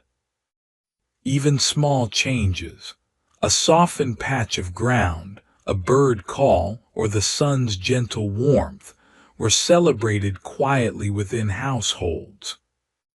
Food stores, carefully managed throughout winter, were now supplemented by fresh foraging. Early greens, herbs, and the first tender shoots of vegetables provided variety and nutrition after months of porridge, preserved root vegetables, and salted meat. Livestock, which had been confined or weakened during the cold months, regained strength with fresh forage and improved conditions. Every meal reflected the slow return of abundance, reinforcing a sense of accomplishment and relief. Labor shifted naturally from survival to preparation. Fields were plowed, fences repaired, and tools sharpened in anticipation of planting and cultivation. Work, while still demanding, carried renewed purpose.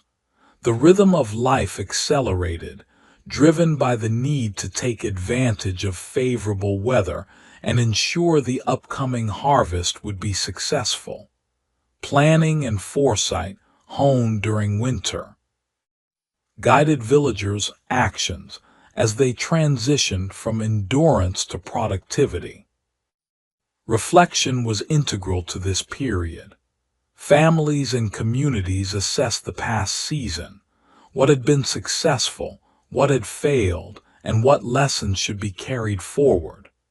Knowledge of winter weather, food preservation, hearth management, animal care, and social cooperation was stored mentally and orally, ensuring that each family, each generation, would be better prepared for the next winter.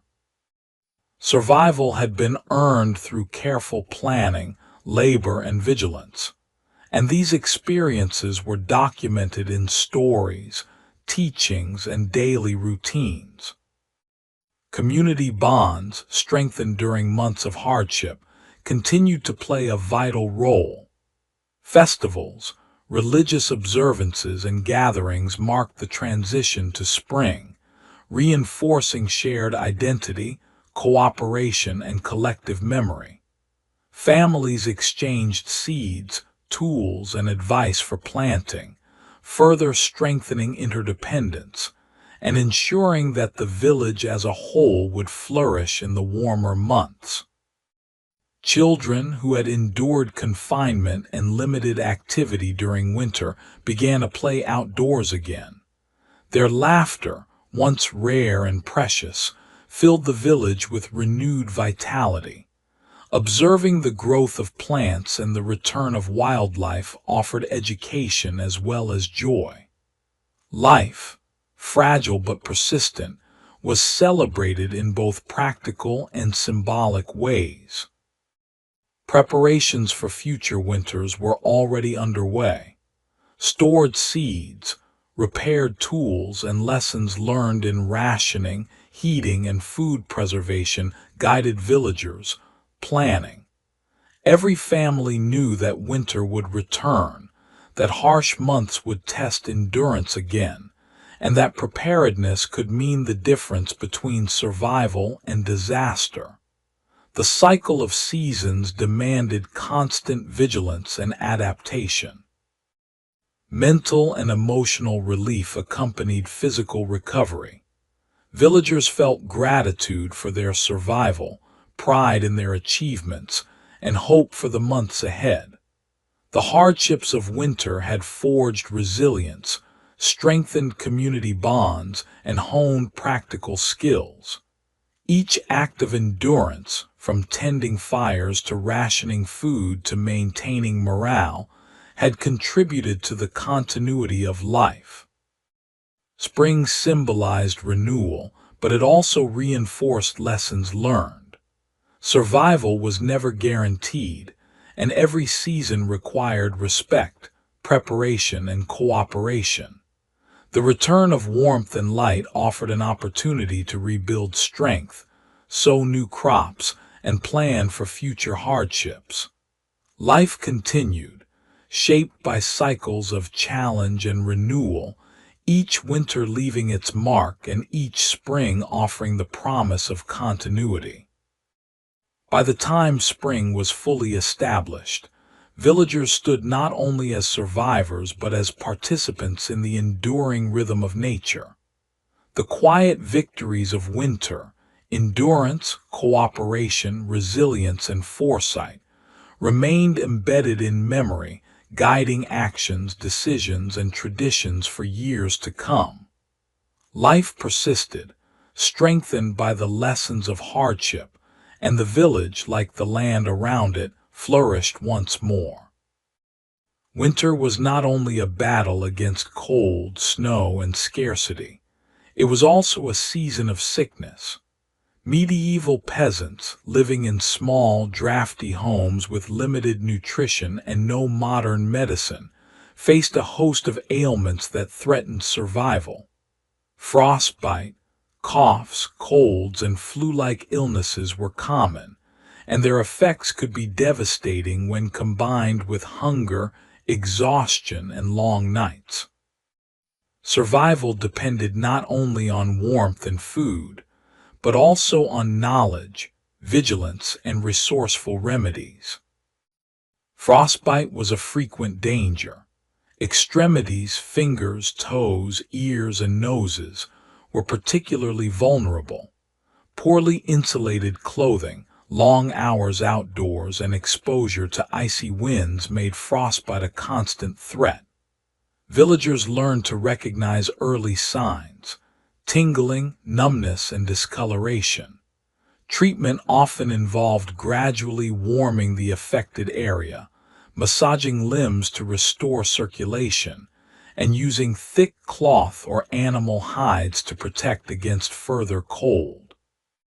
Severe cases, however, could result in permanent damage or loss of fingers and toes. Respiratory illnesses were common. Smoke-filled homes, combined with cold drafts, contributed to chronic coughs, chest infections, and colds. Damp clothing and bedding worsened these conditions. Families relied on fire and ventilation to reduce smoke inhalation, but the balance between warmth and air circulation was delicate. Herbal remedies, boiled teas, and broths were commonly used to ease symptoms. For example, thyme or sage might be brewed to soothe coughs, while honey and boiled milk served as comfort and nutrition. Fever and flu-like symptoms were more serious threats. Malnourishment weakened the immune system, making infections more dangerous. Families isolated the sick to prevent contagion, often leaving them in the warmest, most ventilated part of the home. Midwives, wise women, or experienced villagers applied remedies, poultices made from herbs, warming baths, and careful monitoring. Sometimes prayers or religious rituals accompanied treatment, blending physical care with spiritual comfort. Digestive issues were frequent, too. Winter diets, though carefully rationed, could be monotonous and difficult to digest. Overconsumption of preserved foods, dried meat, or stale bread sometimes caused stomach ailments. Remedies included mild herbal teas, light broths, and resting the patient. Villagers understood the importance of gradual reintroduction of fresh foods as winter waned, avoiding shock to delicate stomachs after months of preservation-based diets. Preventive measures were crucial. Clothing was layered and repaired to maintain warmth. Boots and gloves were used outdoors, and children were closely supervised during snow and ice exposure. The elderly and infirm received extra attention. Maintaining body heat, providing nutrition, and limiting exertion were essential to prevent illness. Houses were cleaned regularly, smoke carefully directed, and bedding rotated to reduce dampness and discomfort. Knowledge of remedies was passed orally. Families relied on experience accumulated over generations. Herbs from gardens, dried plants, and roots collected during warmer months became the basis for winter medicine. Combinations of garlic, rosemary, sage, and chamomile were common. Even small treatments, an herbal poultice, a warm compress, or a sweetened tea were cherished, offering comfort and hope when professional care was unavailable. Social cooperation played a role in health as well. Neighbors shared remedies, offered assistance to the sick, and passed on knowledge. Communities that worked together had higher survival rates, not only because of shared food and firewood, but because caring for one another helped prevent widespread illness. Villagers learned to watch for early signs of trouble, distributing resources, and maintaining vigilance over those most at risk. Psychological well-being affected recovery too. Fear of illness could increase stress, weakening the body further. Storytelling, prayers, and the rhythm of daily tasks helped maintain morale for both the sick and their caretakers. Comfort, warmth, and the quiet presence of family members were as valuable as herbal remedies, demonstrating the intertwined nature of mental and physical survival. By the end of winter, those who survived illness carried scars and lessons alike. Families learned which remedies were effective, which symptoms required extra caution, and how to prepare for the next cold season. Knowledge of winter illnesses became a critical part of village culture, stored in memory, stories, and practice for generations to come. Winter sickness was relentless, yet it shaped the resilience of peasants. Survival depended on preparation, observation, skill, and care, and those who endured not only preserved life but strengthened community bonds, practical knowledge, and mental fortitude. The lessons of frostbite, coughs, fevers, and digestive ailments became embedded in the collective memory, quietly teaching each new generation the delicate art of surviving harsh winters. Winter was a season that shaped everyone in the medieval village, and children, despite their small size, played an essential role in survival.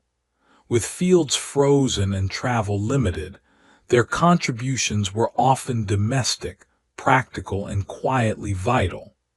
Yet, winter also offered a unique environment for learning, observation, and the slow passing down of knowledge, a combination of labor, play, and education that prepared them for the harsh cycles of life ahead. From an early age, children were integrated into the household economy. Chores were assigned according to age and ability.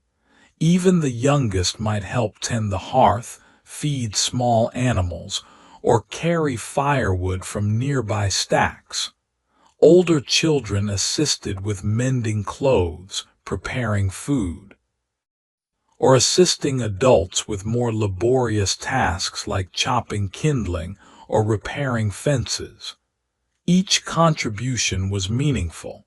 Survival depended on every hand helping maintain warmth, food, and safety. Winter chores were often repetitive, yet they served as crucial lessons in patience, responsibility, and skill. Carrying water, kneading dough, or sweeping snow required focus and endurance. Mistakes could have real consequences. Spilled water might freeze and create hazards, poorly prepared food could lead to illness, and mishandled firewood could cause accidents. Through these tasks, children developed practical intelligence, awareness of risk, and understanding of cause and effect, skills that would serve them throughout life. Crafts and domestic projects provided additional education. Children learned to spin thread, weave baskets, carve wood, and repair clothing. These activities demanded precision and dexterity and offered opportunities for creativity. They observed adults carefully, imitating techniques while gradually mastering skills. Winter offered the time for this slow apprenticeship, where repetition and guidance reinforced both competence and confidence. Storytelling was another essential aspect of education. Evenings around the hearth were filled with tales that were more than entertainment.